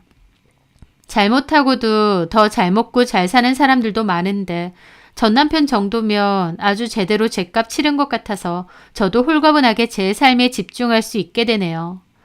예전에는 남편과 저의 가게가 좀 더 잘 됐으면 좋겠다 싶어서 무리할 정도로 일만 했는데요. 이제는 좀 더 저를 돌아보고 돌보고 여유도 즐기면서 유유자적하게 살려고 합니다. 그 무엇보다 저를 가장 최선으로 생각하며 살려고요. 제 사연 들어주셔서 감사합니다.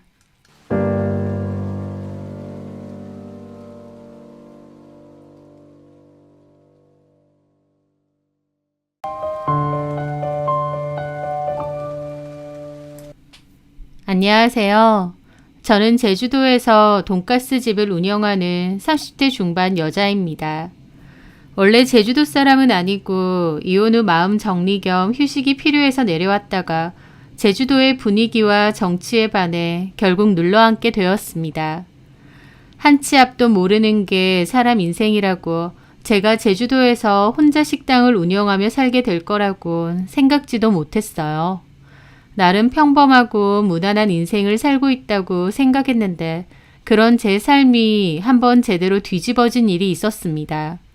그 일을 기점으로 저도 많은 게 달라진 것 같기도 하고요. 10년 전쯤 저는 대학교 졸업을 앞두고 한 식당에서 아르바이트를 하게 되었습니다. 졸업 반학기를 남겨놓고 있었을 때라 취업 준비에 매진했어야 하지만 그때 저는 미래에 대해서 갈팡질팡하고 있었습니다. 꾸역꾸역 취업에 관련된 자격증, 영어 등을 준비하고는 있었지만 내가 진짜 하고 싶은 게 뭘까라는 것에 대한 대답은 찾지 못했거든요. 대학교 전공도 있었지만 딱히 전공을 살리고 싶지도 않았고 어쨌든 취업은 해야 되는데 딱히 원하는 곳은 없고 그런 애매한 상태였죠.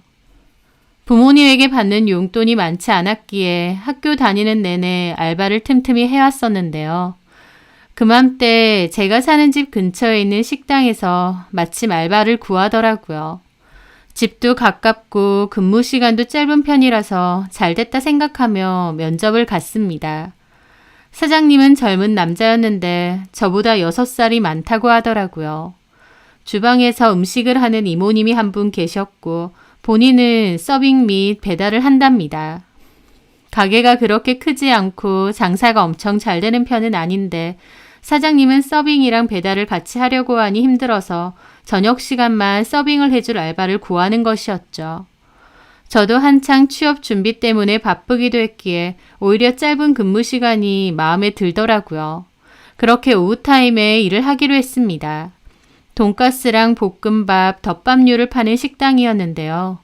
처음 면접 봤을 때 했던 말처럼 정말 장사가 썩 잘 되는 건 아니었습니다. 그래도 저녁 시간에는 손님이 좀 오긴 하더라고요.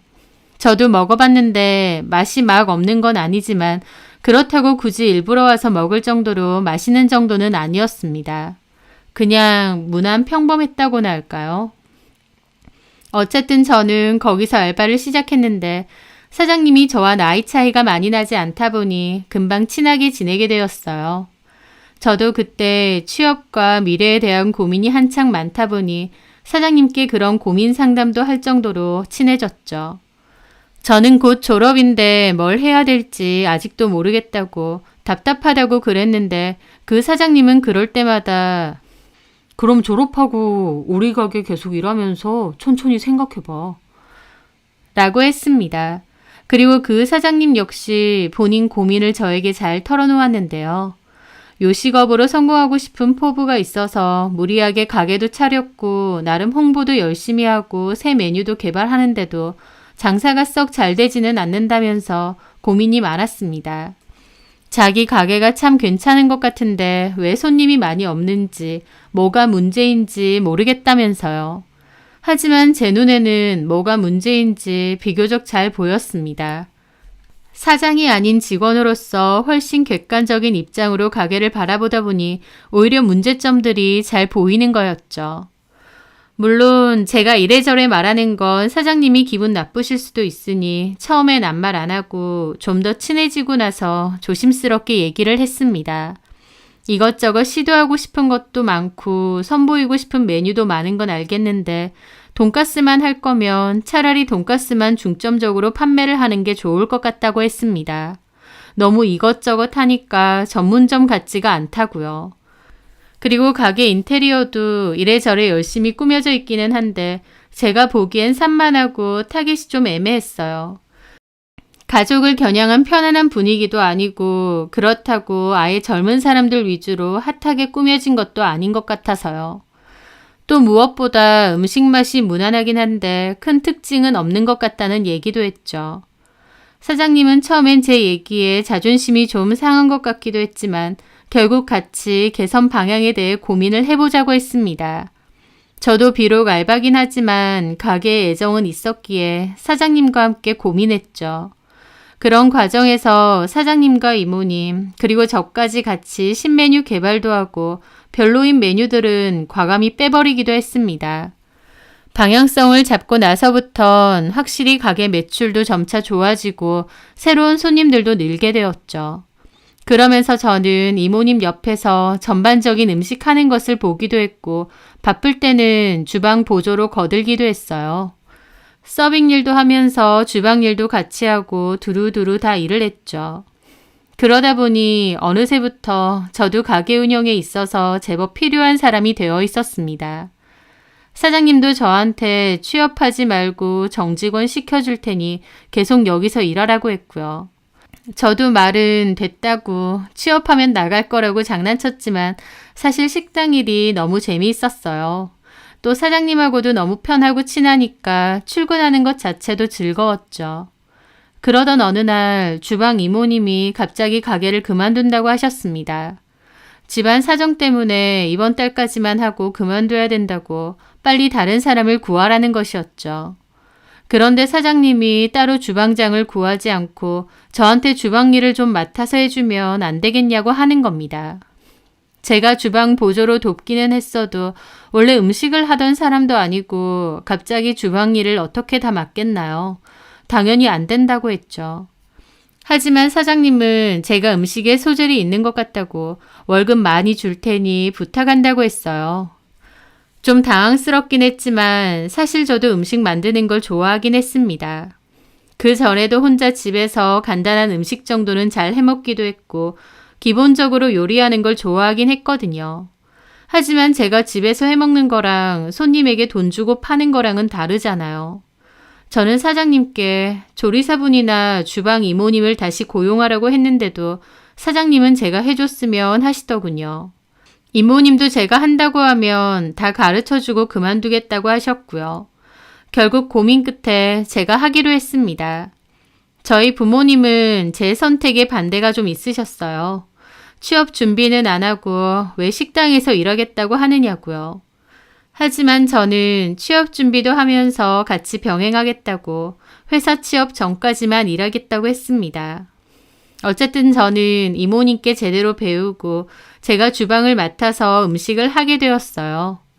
처음엔 이모님처럼 빨리도 못하고 능숙하게도 안 됐지만 시간이 지나니 금방 익숙해지고 또 더 맛있게 하고 싶은 욕심도 생기더라고요. 장사 열심히 하고 장사 끝나고 나면 사장님하고 신메뉴 고민도 하고 홍보에 대한 고민도 많이 나눴습니다. 이제 와서 보면 저는 그냥 돈 받는 직원일 뿐인데도 참 열심히 머리 싸매고 고민했다 싶어요. 제 가게도 아니었는데 말이죠. 그런 노력 덕분이었는지 가게는 점차 잘 되어갔고 좀 더 큰 곳으로 확장 이전까지 했습니다. 서빙 직원도 더 늘었죠.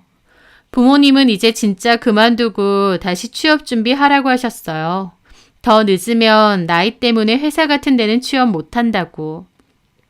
남들 다 취업 준비하느라 바쁜데 너는 왜 식당 알바만 하고 있느냐고요.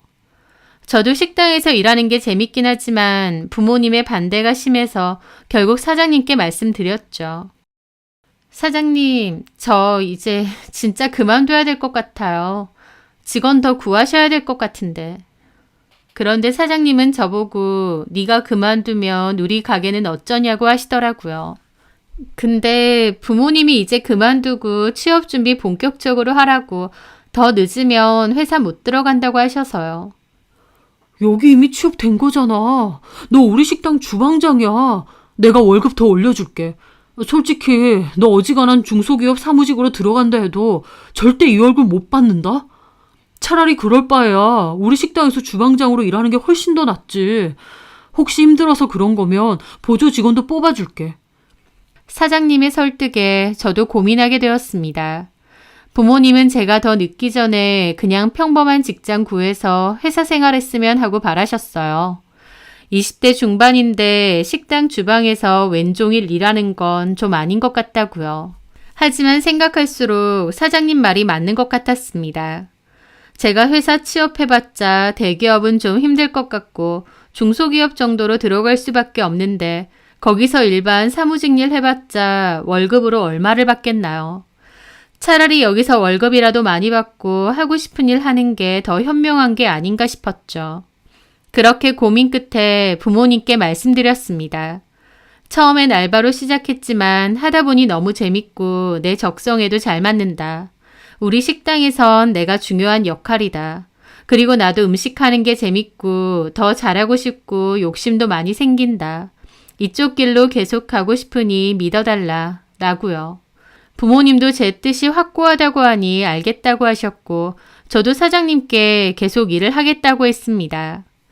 제가 안 그만둔다고 말을 전하니 사장님은 엄청 기뻐하더니 저를 확 끌어안는 겁니다. 저도 너무 놀랐고 사장님도 놀라서 물러났죠. 미안해. 실수. 네가 계속 일한다고 하니까 너무 기뻐서 그만. 아, 괜찮아요. 순간적인 행동이었지만 뭔가 어색하더라고요. 그렇게 저는 식당에서 계속 일을 했고 사장님과는 편하게 잘 지냈습니다. 그렇게 반년 정도가 흘렀을 무렵 사장님은 갑자기 고백을 하시더라고요. 자기랑 저랑 너무 잘 맞는 것 같다며 나중에 결혼해도 너무 잘 살 것 같지 않냐면서요. 저랑 있으면 너무 편하고 좋다면서 고백을 했는데 저도 솔직히 사장님이 싫지는 않았습니다. 성격도 서글서글 착하고 또 사장님이 느끼는 것처럼 저희가 서로 잘 맞는다고 생각했거든요. 그렇게 저희는 사귀게 되었습니다. 하지만 따로 데이트할 것도 없었어요. 늘 같이 붙어서 일을 하니까요. 끼케야 가끔 장사 끝나고 맥주 한잔 하거나 심야 영화 보러 가는 게 다였죠. 하지만 그래도 좋았습니다. 장사가 점점 잘 되는 가게와 미래까지 약속한 착하고 성실한 남자친구까지 행복하다고 생각했죠. 그렇게 저희는 3년 넘게 연애를 하다가 결혼도 하게 되었습니다. 결혼하고 나서 같이 살면서 여전히 장사를 했었죠. 그맘때 제가 만들어서 낸 신메뉴가 있었는데 그 신메뉴가 엄청 인기가 많았습니다. 따로 홍보를 하지 않아도 인터넷에서 맛있다는 입소문이 자자했고 그거 먹으러 오는 신규 손님도 많았죠. 그전까진 무난하게 잘 되던 식당이었다면 그 메뉴를 기점으로 폭발적으로 매출이 늘었던 겁니다. 직원도 더 뽑았고 가게도 같은 건물이지만 훨씬 넓은 공간으로 확장 이전하게 되었어요. 몸으로 하는 일이다 보니 고되고 힘들긴 했지만 그만큼 뿌듯하기도 하고 보람되기도 했습니다. 그러면서 저는 슬슬 아이도 갖고 싶어졌어요. 매출 잘 나오는 가게도 있고 자가인 집도 있고 남편과 저를 닮은 귀여운 아이 한 명만 더 있으면 얼마나 행복할까 싶었죠. 하지만 남편의 생각은 달랐습니다. 2호점을 열고 싶어 했고 그거 준비하느라 바쁘니 아이는 천천히 가지자는 거예요. 오빠는 아이도 있고 우리 결혼한 지도 2년 넘었는데 슬슬 아이 가져야지. 내 나이가 뭐 30대 후반이면 한창이지. 그러니까 지금 준비해서 가지자는 거잖아. 임신이라는 게 내가 원한다고 바로 되는 것도 아니고. 요즘 난임 부부들도 많다는데 우리도 천천히 준비해야 되는 거 아닐까? 글쎄, 나는 요새 너무 바쁘고 아이는 천천히 가져도 되지 않나? 아니, 솔직히 말해서 애가 꼭 있어야 되나 싶기도 한데. 그 말에 저는 화들짝 놀랐습니다. 그게 무슨 말이야? 애 없이 살자는 거야? 전엔 그렇게 말 안 했잖아. 남편은 몇 년 전만 해도 우리 가게 잘 키워서 나중에 자식 낳으면 물려주자고 했습니다. 그런데 몇 년 사이에 애가 꼭 있어야 되느냐 말이 바뀐 겁니다. 아니, 요새는 딩크로 사는 부부도 많대. 애 하나 키우는 게 보통 일도 아니고. 또 우리는 맞벌이잖아. 바빠서 애를 어떻게 키워? 돈을 못 버는 것도 아니고 어릴 땐 좀 돌봐줄 수 있는 분을 구하면 되지. 그게 싫다는 거야. 그럴 거면 뭐하러 애를 낳냐고. 정말 자식이 필요 없다 그거야? 뭐 필요 없다 이렇게 단언하는 건 아닌데 그냥 꼭 자식이 있어야 되나 싶기도 하다 그 말이지. 솔직히 우리끼리 이렇게 사는 것도 재밌잖아. 돈 벌고 그걸로 취미 생활하고. 하지만 솔직히 취미생활하고 여유시간 보내는 건 남편이지 제가 아닙니다. 저는 어쨌든 주방에서 총괄적으로 일을 하고 있고 주방 직원들이 있긴 해도 늘 제가 제일 먼저 출근하고 퇴근하면서 주방 일을 하거든요. 반면 남편은 직원들을 많이 뽑게 되면서 가게에는 잘 안 나올 때도 많았습니다. 남편은 차도 바꾸고 취미생활도 가지면서 훨씬 여유를 즐기고 있었죠. 저한테도 직원들이 잘해주니 너무 일에만 매달리지 말고 좀 쉬라고 한 적도 있는데 저는 그래도 사장이 가게에 나와서 열심히 일을 해야 가게가 제대로 굴러간다는 생각이 있었기에 저라도 꼬박꼬박 나왔거든요. 하여튼 그렇게 일 때문에 바쁜 상황도 아니었는데 남편은 아이를 굳이 가져야 되느냐고 하는 겁니다. 남편의 달라진 생각이 황당하기도 하면서 또 섭섭하기도 하더라고요. 왜 아이를 안 갖고 싶어 하지? 의아하기도 했고요. 그런데 왜 아이를 안 갖고 싶어 하는지 얼마 지나지 않아 알게 되었습니다. 하루는 일을 마치고 남편 차를 타고 집으로 돌아가던 중이었어요. 집에 도착했고 내리려고 안전벨트를 푸는데 가만 보니 안전벨트 앞 시트 사이에 반짝이는 뭔가가 끼어 있더라고요. 이게 뭐지 싶어서 꺼내봤는데 손톱 반만한 크기의 큐빅 장식이었습니다. 그 큐빅 장식은 옷 같은 데 있는 장식이라기보다 손톱 네일아트 할 때 붙이는 파츠처럼 보였어요. 저는 음식을 하다 보니 네일은 거의 안 하지만 네일아트를 좋아하는 친구들은 많다 보니 잘 알거든요. 이게 남편 차에 왜 있지? 너무 의아했죠. 뭐해? 안 내리고. 이게 뭐야? 차에 이런 게 있네? 제가 그걸 보여주자 남편도 움찔하며 놀라더라고요. 저는 처음엔 별로 대수롭지 않았다가 남편의 놀라는 반응을 보고 오히려 의아해졌습니다. 잠깐이지만 당황한 게 보였거든요. 모르겠네. 그게 뭐지? 당신 거 아니야? 옷에서 떨어진 단추라던가. 이게 무슨 단추야? 이거 여자들 네일아트 할 때 붙이는 장식 파츠 같은데? 누가 여기 탔었어? 맞다. 미연이. 미연이는 신우 이름입니다. 신우는 취업 준비 중이었고요. 아가씨? 얼마 전에 면접 보러 간다고 좀 태워달라고 해서 내가 태워줬거든. 그때 아마 실수로 떨어졌나 본데. 아가씨 어디 면접 봤어? 근데 그게 잘 안 됐대. 아휴, 걔도 참. 그거 그냥 땅바닥에 버려. 들어가자. 그러면서 남편은 허둥지둥 거리다가 먼저 가는 겁니다. 저는 직감적으로 남편이 거짓말을 한다는 생각을 했어요. 제가 아는 신우는 이렇게 화려한 네일을 하는 사람이 아니거든요. 차에 분명히 누군가를 태웠구나 확신이 들었죠. 남편이 외도를 할 거란 생각은 해본 적이 없었는데 그날 처음으로 그럴지도 모른다는 생각이 들었습니다. 갑자기 아이를 안 갖겠다는 것도 그렇고 부쩍 잠자리를 피하거나 피곤해하는 것도 이상했고요. 저는 기회를 봐서 남편의 블랙박스 메모리를 챙겼습니다. 그리고 남편이 가게를 안 나온 날들 위주로 블랙박스를 뒤져보았습니다. 그런데 정말로 남편은 외도를 저지르고 있었어요. 바로 며칠 전 블랙박스에서 여자 목소리와 남편 목소리가 들렸거든요. 오늘따라 더 예쁘네. 옷 새로 샀어? 까먹었어? 이거 오빠가 사준 거잖아. 그 옷이 그 옷이야? 자기가 입으니까 마네킹 걸려져 있는 것보다 더 이쁘다. 예뻐 죽겠어? 어, 맨날 예쁘대. 이쁜 여자 처음 봐? 처음 보지. 오빠 마누라는 안 예뻐? 안 예뻐. 안 예쁘고 가까이만 가도 음식 냄새 나고 아무리 주방에서 일한다지만 화장도 잘 안 하고 꾸미지도 않고 그냥 아줌마야, 아줌마. 그 나이로 안 보인다니까? 아, 왜 그러나 몰라. 좀 꾸미고 살지. 그러니까 나는 너처럼 예쁘고 여성스러운 스타일이 너무 좋더라. 내가 그렇게 좋아? 그럼 그러면 빨리 이혼하고 와. 나 마음 바뀌기 전에. 알았어. 기회만 엿보고 있어. 나도 우리 와이프랑 더 살기 싫어. 내가 최대한 빨리 정리하고 자기한테 갈게. 알았어. 올해는 안 기다릴 거니까 그런 줄 알아? 남편은 그 여자가 좋은지 쩔쩔맸고 그 여자는 콧대 높게 굴더라고요. 제 욕하고 이혼 얘기까지 오가는 거 보니 보통 사이도 아니었습니다. 그걸 보는데 화보다는 허탈함이 확 몰려왔어요. 남편에 대한 실망이 너무 컸고 그 남자 하나만 보고 살았던 내 인생에 대한 허탈감이 몰려왔던 거죠. 대학 졸업하고 다른 데 취업도 안 하고 남편네 식당에서 일을 했습니다. 여태까지요. 저한테는 남편과 그 식당밖에 없었어요.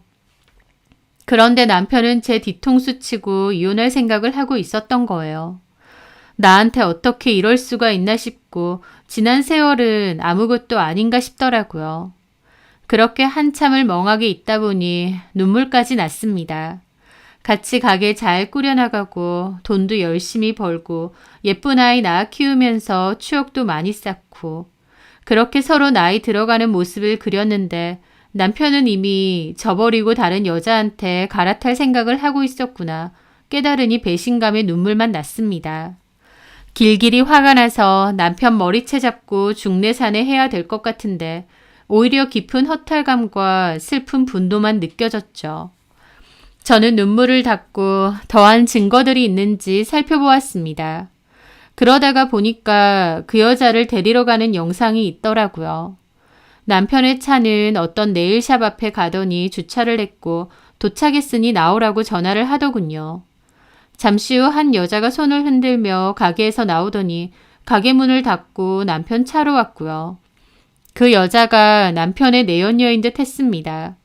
영상에서도 찍혔지만 나이도 어리고 얼굴도 작고 예뻐 보였어요. 몸에 쫙 붙는 원피스를 입고 있는데 몸매도 좋은 듯 했고요. 남편이 그렇게 예쁘다 예쁘다 하더니 저 여자가 저렇게 예뻐서 바람이 난 건가 싶어서 더욱 비참해지더라고요. 저는 그 네일샵 상호명을 인터넷에 검색했습니다. 저희 가게에서는 20분 정도 거리에 있는 동네에 위치하고 있더라고요. 가게에는 잘 안 나오고 어딜 돌아다니나 했는데 이 여자 만나러 다녔구나 싶었죠. 그 일이 있고 난 다음 날 남편은 아침부터 콧노래를 부르며 단장을 하더라고요. 저는 그 모습을 가만히 쳐다봤습니다. 어딜 가길래 그렇게 콧노래야? 어딜 가긴 뭐 출근하는 거지. 출근했다가 또 나갈 거잖아. 친구 좀 만나서 밥 먹고 스크린 골프 가서 연습 좀 하다 오려고 그러지. 그 만난다는 친구가 김성은이야? 제 말에 남편 눈이 휘둥그레져서 저를 쳐다보더라고요. 김성은 그 여자의 이름입니다. 그 네일샵 상호 검색을 하니 대표자 이름이 떴는데 그 이름이 김성은이었어요. 가게 규모를 보니 혼자 하는 것 같았기에 그 상간녀 이름이 김성은이구나 알게 되었죠.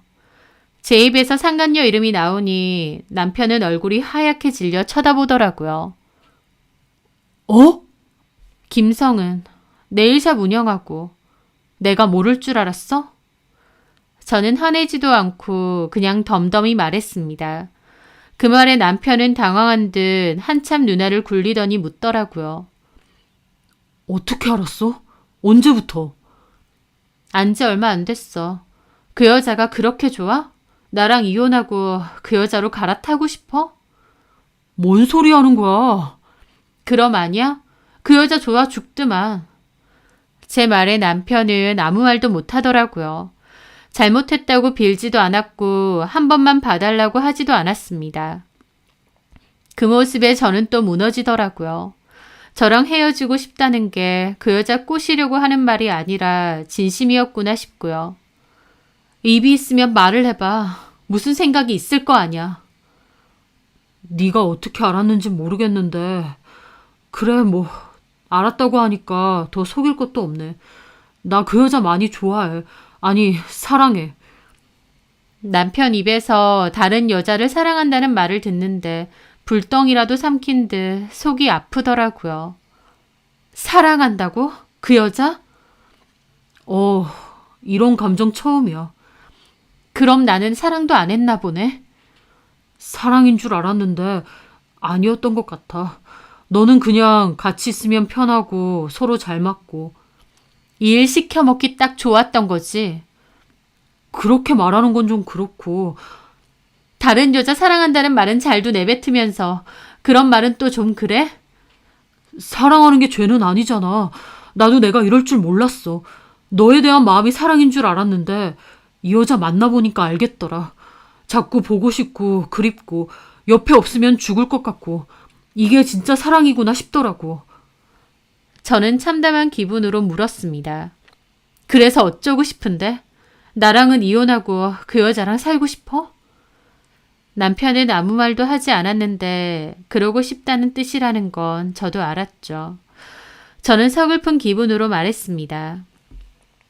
오빠 나랑 한 지 10년이야. 처음 사장 알바로 시작해서 연애하고 결혼까지. 나랑의 지난 세월이 다 의미 없을 만큼 그 여자가 좋아?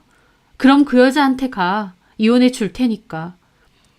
제가 쉽게 이혼해 준다고 하니 남편은 반색하며 물었습니다. 진짜? 진짜 이혼해 줄 거야? 그렇게 좋니? 그래, 이혼해 줄게. 근데 가게는 내놓고 가. 제 말에 남편놈 미간이 확 찌푸려지더라고요. 뭔 개소리야. 내 가게를 왜? 나도 내 청춘 다 바쳐서 일한 곳이야. 네가 일한 건 일한 거고 가게는 내 거야. 내 명이고. 바람나서 이혼 요구하면서 그러면 나한테 뭘 주려고 했는데? 엄밀히 이혼 요구한 건 아니지. 네가 먼저 이혼 얘기 꺼냈으니까. 어쨌든 바람난 건 맞잖아. 이혼 원하는 것도 맞고. 가게 내놔. 그러면 이혼해줄게. 야, 그건 아니지. 진짜 뻔뻔하다. 내가 바람났니? 너 그 여자랑 살고 싶다며. 그럼 정당하게 내놓을 건 내놔야지. 우리 가게를 너 혼자 힘으로 그렇게 키운 거야? 아니잖아. 내 노력 없이 그만큼 잘 됐다고 할 수 있어? 법적으로 어디 따져봐? 남편은 제 말에 막 고민을 하는 듯 했습니다. 이혼도 하고 싶고 가게도 지키고 싶은 게 보였죠. 됐다. 마음대로 해라. 그냥 이혼 안 해줄래. 아, 왜 갑자기. 오빠 진짜 뻔뻔하다. 바람핀 거 걸렸는데 내가 이렇게 별소리 없이 조용히 이혼해준다고 하면 고마워해야지. 어디 한번 색 난리치고 동네방네 소문이라도 내줘? 그건 아닌데 나한테도 생각할 시간을 좀만 줘. 생각이고 자시고 너랑 그 여자한테 상간 소송 걸 거야. 그런 줄 알아. 남편은 한참 가만히 있다가 자리를 떴습니다. 그렇게 남편이 나가고 저는 침대에 엎드려 펑펑 울었어요. 행여나 잘못했다고 그 여자랑 끝내겠다고 무릎 꿇고 빌었으면 한 번쯤 봐줬을지도 모릅니다. 그런데 남편은 제가 이혼 얘기를 꺼내자마자 오히려 좋다구나 이혼해달라고 나오는 거예요. 그걸 본 순간 저도 이 결혼 생활은 이미 깨졌구나. 이제 남편과 내 사이는 끝이 났구나 라는 것을 확실히 알게 되었습니다. 그래서 그냥 이혼해 주겠다고 가게 내놓으라 하니까 남편 놈은 그 와중에 짱구를 굴리는 거였죠. 아무리 부부 사이라는 게 돌아서면 남이 된다고 하지만 그 배신감과 상처는 참 크더라고요. 그렇게 얼마 뒤 남편은 협의를 하자고 했습니다. 가게는 주기 힘들고 대신 살고 있던 아파트를 주겠다고 했어요. 그 아파트는 시세로 치면 4억 중후반 정도 하는 곳이었어요. 애초에 남편이 청약으로 된 곳이었고 계약금, 중도금 다 남편이 번 돈으로 대출을 갚았죠. 잔금할 때 저도 2천만 원 정도 냈고 나머지는 다 남편이 돈을 냈습니다. 처음부터 끝까지 본인 돈으로 장만한 집인 만큼 인테리어도 엄청 신경 썼고 집에 대한 애정도 많았어요. 주변 인프라도 좋아서 집값 방어도 잘 되고 인기도 많은 곳이었죠. 남편은 가게는 절대 안 되니 이 집을 저에게 주겠다는 겁니다. 대신 위자료 소송 같은 거 걸지 말고 협의 이혼으로 깔끔하게 이혼해 달라고요. 저는 처음에는 집 필요 없다고 가게 내놓으라고 했는데 남편도 가게는 절대 못 준다고 그러면 법적으로 다퉈보자고 하더라고요. 저도 따로 알아봤는데 제 기여도가 있긴 해도 가게 자체를 통으로 제가 챙길 순 없겠더라고요. 어쨌든 남편이 사장이니까요. 그리고 재산 분할로 쳐도 그 아파트 금액만큼의 지분은 절대 못 받더라고요. 차라리 남편의 제안대로 그 아파트를 받고 이혼해 주는 게 계산적으로 치면 제일 나았습니다. 그래서 저는 결국 아파트 달라고 이혼해 주겠다고 했죠. 울고불고 난리치고 생쇼 벌인 다음에 이혼할 수도 있었겠지만 남편 놈에 대한 모든 정이 다 떨어져서 그럴 에너지조차도 없었던 겁니다. 그냥 저 인간이랑 끝내고 나도 내 거 챙기겠다는 생각뿐이었거든요. 그렇게 저희는 협의로 빠르게 이혼을 했고 아파트는 제가 갖게 되었습니다. 그리고 당연한 소리지만 저는 더 이상 남편의 식당으로 출근하지 않았어요. 남편은 집을 저에게 넘기는 거다 보니 아깝기도 했겠지만 어쨌든 매출 잘 나오는 가게가 있고 그토록 예뻐 죽겠다는 내연녀랑 새살림 차릴 생각에 들떠 보이기도 했습니다. 그렇게 이혼 확정이 된 후 저는 한동안은 집에서 푹 쉬었어요.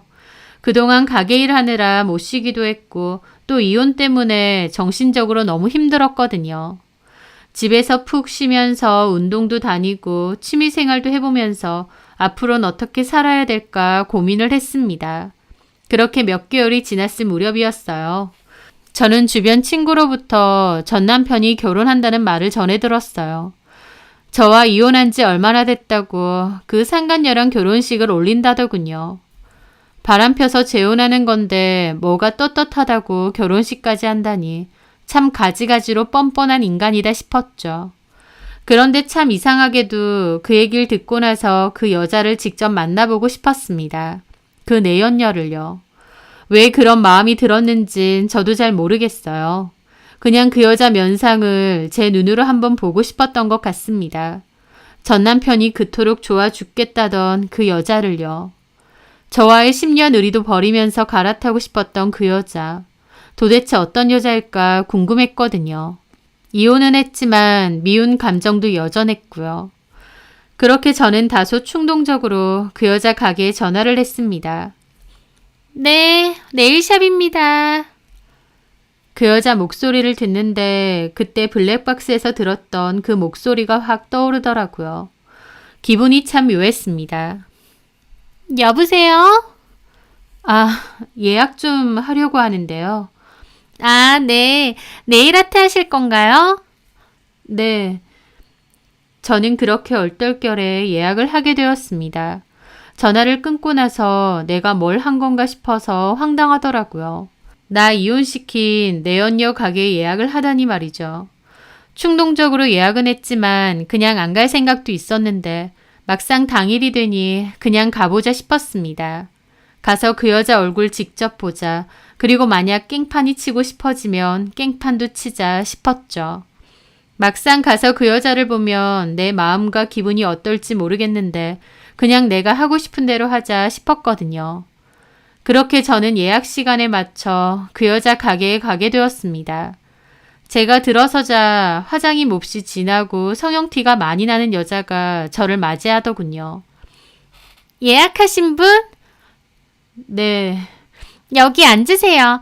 뭐 커피나 차 한 잔 드릴까요? 차는 녹차 있는데. 녹차 한 잔 주세요. 저는 그 여자를 가만히 지켜봤습니다. 저 여자는 내가 누군지 전혀 모르겠지 싶더라고요. 그 여자는 티백을 담은 녹차를 들고 와 제 옆에 놔두었습니다. 저희 가게는 처음이시죠? 네. 손톱 좀 볼게요. 제 손을 보더니 막 놀라는 겁니다. 어머, 얼굴은 어려 보이시는데 손은 되게 물을 많이 만지시나 봐요. 손이 많이 상해 있네요. 그런가요? 손톱도 좀 관리 별로 안 하시죠? 네. 그런 것 같네요. 이런 손톱은 주기적으로 관리하는 게 좋거든요. 하면서 조잘거리는데 문득 내가 여기서 뭐 하고 있나 싶기도 했습니다. 내연녀 앞에서 손톱 얘기나 하고 있다니 좀 이상했거든요. 너 주영철 알지? 너 때문에 나는 이혼까지 했다고 소리 지르고 가게를 뒤엎어야 되는 게 아닌가 싶기도 한데 또 한편으론 이미 이혼까지 한 마당에 뭐하러 그러나 싶었어요. 그냥 이 여자구나. 이 여자가 내 남편하고 바람 피웠구나. 조용조용 나랑은 다르게 엄청 활발한 여자구나. 그 생각만 했던 것 같습니다. 그 여자가 따로 받은 네일아트 디자인이 있느냐는 말을 할 때였어요. 그 순간 갑자기 누군가 가게 안으로 쳐들어왔습니다. 어이, 김성우 씨! 그 소리에 깜짝 놀라 쳐다봤고 그 내연녀도 화들짝 놀라더라고요. 손님이 계셨네. 그 여자는 급하게 그 남자들 쪽으로 가더니 허둥지둥거리며 막았습니다.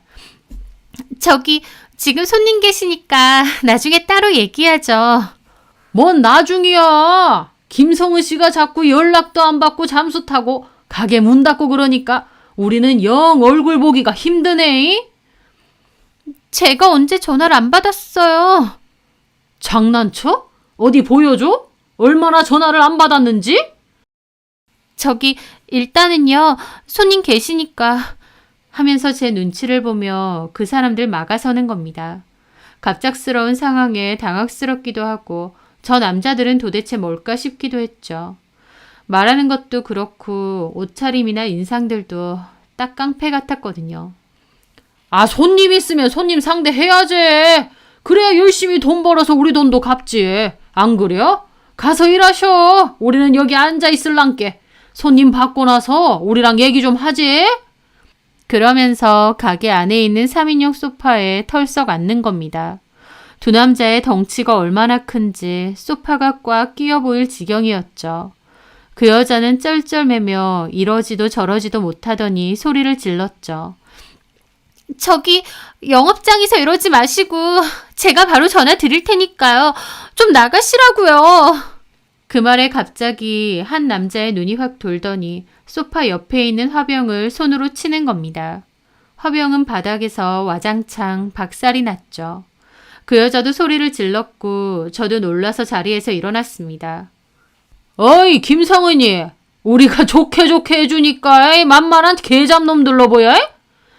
뭐 하시는 거예요? 우리가 굳이 언성을 높여야겠어? 그러게 왜 돈을 빌려가서 똑바로 안 갖고 지랄이야 지랄이긴.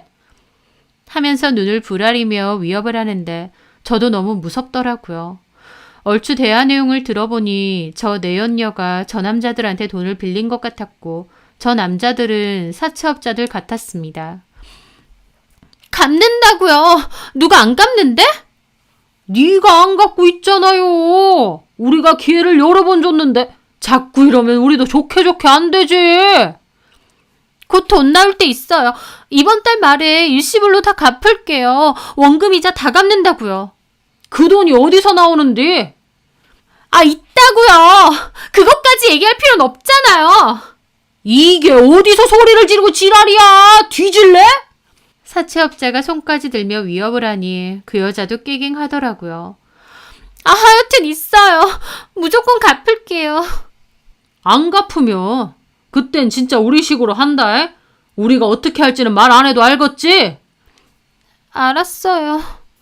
기회는 딱 한 번뿐이여. 알았어? 한 번만 더 전화 안 받아봐. 그때는 이 가게도 다 부실 거고 너도 가만 안 둬. 그렇게 사채업자들은 경고를 하고 자리를 떠났습니다. 그 여자는 혼자서 막 아이씨하면서 짜증을 내더라고요. 그러더니 다시 제 쪽으로 왔습니다. 놀라셨죠? 죄송해요. 괜찮아요? 아, 예. 그리고 그 여자는 굳은 얼굴로 제 손톱 손질을 시작하더라고요. 저 사람들 뭐예요? 깡패 같아 보이는데 경찰에 신고해야 되는 거 아닌가요? 지금이라도 신고해 줄까요? 제가 폰을 꺼내자 그 여자 놀라면서 막더라고요. 아니요, 그러실 필요 없어요. 이미 갔는데요, 뭐. 또 올 것 같은데. 이번 달 말까지 돈 준다고 했으니 그때까진 안 올 거예요. 혹시 사채업자들인가요? 그 말에 그 여자도 한숨을 푹 쉬더군요. 네, 좀 급한 일이 있어서 빌렸는데, 깡패 새끼들. 진짜 치 떨린다. 경찰에 신고하세요. 말하는 거 들어보니 다음엔 가만 안 있겠다고 협박하는데. 안 돼요. 저 새끼들 경찰 신고하면 더 난리 친단 말이에요. 됐어요. 그냥 잠수 탈 거니까. 네? 잠수요? 실은 저희 샵 이번 달 말 전에 정리할까 싶어요. 처음 오신 손님인데 이런 말씀 드리긴 그렇지만 혹시 다음에도 예약 전화하실까봐 미리 말씀드려요. 그 여자는 저 사채업자들을 피해 가게를 접겠다고 하더라고요. 가게를 접는다고요? 네. 저 사람들 그래도 다 찾아내지 않나요? 잠수 타고 연락처도 다 끊을 거예요. 가게도 문 닫을 거고. 지들이라고 별 수 있겠어요? 갚아야 될 돈이 큰가 봐요. 좀 돼요. 얼만지 물어봐도 돼요? 그 말에 그 여자 저를 쳐다보더라고요. 근데요, 손님 궁금하신 게 많으시네요. 저도 이런 일은 처음이라 놀라서요. 도대체 얼마 가지고 저렇게 와서 행패를 부리나 싶기도 하고. 2억이요. 그 말에 저도 놀랐습니다. 2억이요? 네, 처음부터 2억을 빌린 건 아닌데 이자 때문에 눈덩이처럼 불다가 결국 2억 정도 됐어요. 모르겠어요. 잠수 타봐야죠 뭐. 저는 그 말을 듣는데 너무 어처구니가 없었습니다. 그리고 얘 진짜 대책이 없구나 싶었어요. 일반 은행도 아니고 저런 사채업자들이 있는 사금융에 빌린 돈이 2억이라뇨. 도대체 뭘 어쩌려고 이러나 싶을 정도였죠. 하지만 모르는 남이었으면 신변이 걱정이라도 됐을 텐데 이 여자는 제 남편의 상간녀잖아요. 그렇다 보니 오히려 이 답도 없는 여자가 너무 웃기더라고요. 전 남편 놈은 이런 걸 다 알까 싶기도 하고요. 실은 저 결혼하거든요. 몇 주 안 남았어요. 하면서 묻지도 않은 말을 대뜸 하더라고요. 아, 그래요? 근데 제 남자친구가 돈이 좀 있거든요. 그래서 잠수 타고도 걸리면 남자친구한테 좀 갚아달라고 해야죠 뭐. 제가 죽게 생겼는데 모른 척 하겠어요? 라는 겁니다. 그 남자친구는 당연히 제 전 남편이었죠. 남자친구도 이 사실을 다 알아요? 모르죠, 당연히. 근데 어차피 결혼할 거니까 일단 잠수 타보고 만약 걸리면 그때 남친 찬스를 쓰겠다 그거죠. 아, 그렇구나. 그 말을 듣는데 저는 속에서 웃음이 비실비실 나올 정도였습니다. 저 배신 때리고 이 여자 만나서 결혼까지 한댔는데 전 남편 놈은 이런 사실은 아예 모르니까요. 그래, 결혼해라. 결혼하면 아주 볼만하겠다 싶었죠. 그렇게 저는 네일아트를 받고 그 가게를 나왔습니다. 상황만 봐선 머리털을 다 뽑아놓고 싶은 전 남편의 상간녀지만 저는 그 여자에게 손끝 하나 대지도 않았고 제 정체를 밝히지도 않았습니다. 왜냐면 제가 그렇게 하지 않아도 어차피 곧 쑥대밭 되겠구나 싶었으니까요. 참고로 실력도 진짜 없는지 네일아트는 정말 최악이었습니다. 이 실력으로 어떻게 샵을 차렸나 싶을 정도였죠. 하여튼 그렇게 시간이 흐르고 전 남편의 결혼 날짜가 되었어요.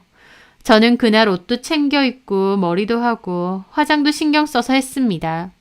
그리고 택시를 타고 전 남편의 결혼식이 치러지는 결혼식장으로 향했죠. 당연히 초대도 안 받았지만 그래도 갔습니다.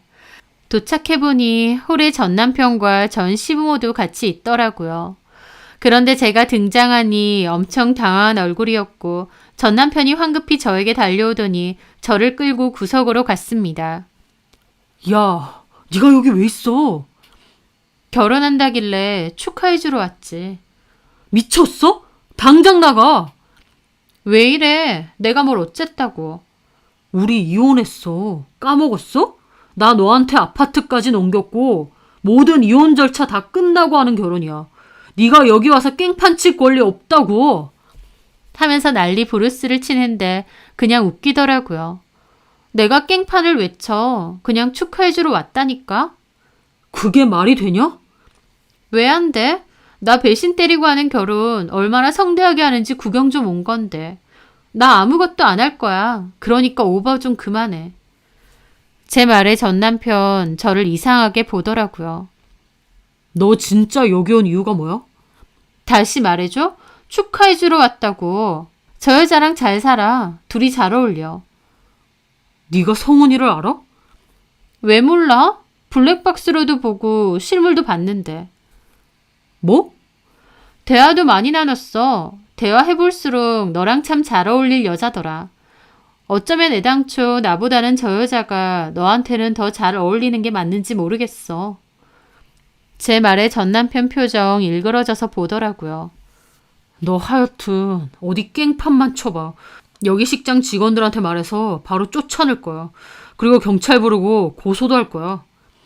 오버 좀 그만 떨어. 내가 뭘 어쨌다고 이래? 얼른 가봐. 너 찾네. 제 말에 전 남편은 끝까지 노려보면서 일단 가더라고요. 저는 진심으로 깽판 칠 생각이 하나도 없었습니다. 제가 뭐하러 그러나요? 그저 축하해주러 온 거죠. 의리도 없이 배신하는 전 남편 놈과 사채 빚쓰고 도망다니는 상간녀의 결혼을요. 그렇게 저는 신부 대의실에도 갔습니다.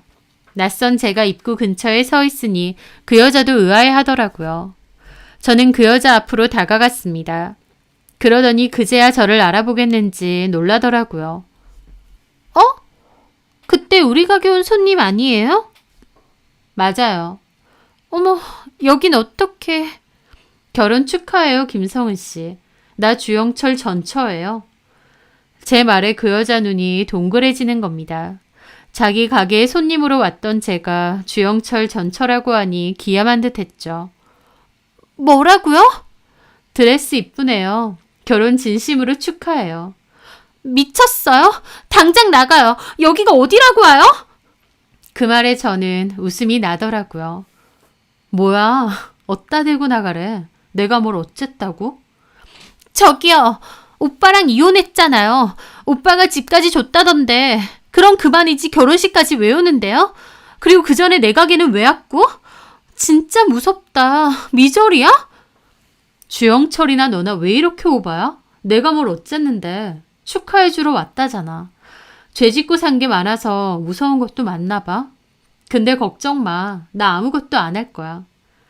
제 말에 그 여자도 이상하게 저를 보더라고요. 아, 근데 나는 아무것도 안 할 건데 이 사람들은 모르겠다. 그쪽 결혼 축하해줄 사람이 좀 더 있더라고. 그 사람들한테도 결혼식 장소 알려줬어. 그 사람들이라뇨? 지금 뭔 소리예요? 제가 웃으며 자리를 비키자 신부 대기실 입구에는 그 사채업자들이 서 있었습니다. 사채업자들 피해서 가게 문까지 걸어 잠근 상간녀는 놀라서 입이 어디까지 벌어지더라고요. 그 사채업자들은 성큼성큼 그 여자 앞으로 다가갔죠. 결혼을 하네. 우리한테는 연락 끊고 잠수 타고. 어이 김성은이, 내가 뭐라고 했어? 기회는 딱 한 번뿐이라고 했지? 근데 잠수 타고 가게 문 닫고 짐 옮기고 도망가고 그러면서 몰래 결혼을 해? 이거 아주 대담한 년이네. 그렇게 도망가면 우리가 못 잡을 줄 알았냐? 우리 돈 떼어먹고 잘 살 줄 알았어? 그 여자 말도 못하고 어버버 하더라고요. 결혼을 혼자 하는 건 아닐 테고 김성은 신랑 한번 만나봐야겠네. 저기요, 경찰 불러주세요. 하고 직원한테 소리를 지르는 겁니다. 그 말에 사채업자들 눈이 빽 돌아서는 신부 대기실에 서 있던 꽃장식들을 발로 차고 뒤집어 엎었어요. 깽판을 치니 신부 대기실에 있던 직원들과 하객들 비명 지르며 밖으로 달려나갔고 결혼식 홀은 순식간에 아수라장이 되었죠.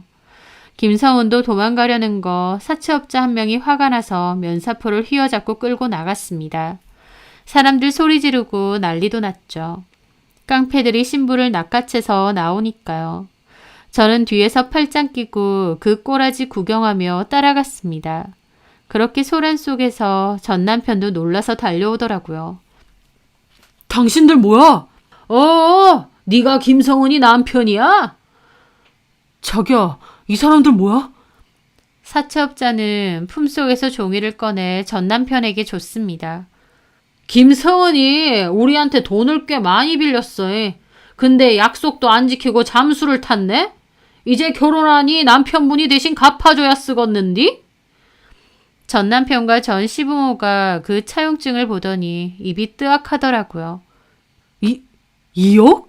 성은아, 이게 뭐야? 그 말에 김성은은 아무 말도 못하고 쩔쩔매더라고요. 김성은이 그러대. 돈 나올 때 있다고. 그게 아마 그쪽 얘기하는가 본데 결혼식을 하려고 해도 와이프가 빌려간 돈은 갚고 해야 쓰겠지? 그러면서 김성은을 전 남편 쪽으로 확 밀어주더라고요. 김성은은 머리도 엉망되고 면사포도 엉망이 되었죠. 사람들 다 웅성거리며 구경하고 있고요. 야, 김성은, 이게 진짜야? 너 이 사람들한테 돈 빌렸어? 그것도 2억이나? 2억을 빌린 게 아니라 이자 때문에 늘어나다가 어쨌든 네가 빌린 게 맞냐고. 김성은의 말에 전 남편 휘청이더라고요. 이혼까지 하면서 결혼하려 했던 내연녀가 사채빚 2억이라니. 그것도 이 결혼식장까지 사채업자들이 돈 받으러 왔다니. 전 남편도 기절초풍할 노릇이겠죠. 저는 뒤에서 흥미진진하게 그 꼬라지를 보고 있었고요. 언제까지 줄 수 있어? 아니면 김성은은 우리가 알아서 처리하고. 이 기집애가 돈도 안 갖고 연락 두절되고 가게까지 문 닫았네. 우리도 더 이상은 못 기다려주제. 많이 참았는데 남편분이 확 답을 줘야 우리도 돌아가겠는디? 그 말에 김성은은 전 남편을 붙잡았습니다. 오빠, 나 돈 좀 갚아줘. 이 사람들 때문에 나 미칠 것 같아. 그 말에 전 남편도 죽일 듯이 김성은 노려보더라고요. 오빠, 나 사랑하잖아. 돈 좀 갚아줘. 응? 오빠 가게 잘 되잖아. 그 가게? 우리도 들어서 알고 있어. 어딘지. 돈 똑바로 안 갚으면 이제 그 가게로 갈 거요. 그 가게 이름은 제가 알려주었습니다. 그 말에 전 남편 갑자기 눈이 돌아서는 상간녀를 바닥에 패대기 치는 겁니다. 상간녀는 드레스 입은 채로 바닥에 내동댕이 쳐졌고 상간녀 부모님이 달려와 뭐라고 했죠. 지금 뭐 하는 거야? 내 딸 쳤나? 그 말에 전 남편 엄마도 눈이 돌아서 삿대질하고 따졌습니다. 딸을 어떻게 키워야 사채나 쓰고 다니느냐고요. 그러면서 순식간에 양가 부모님까지 싸움이 일어났죠. 사채업자는 계속 남편한테 돈 언제 줄 거냐고 그러고 사람들은 수군거리고 아주 가관도 아니었습니다.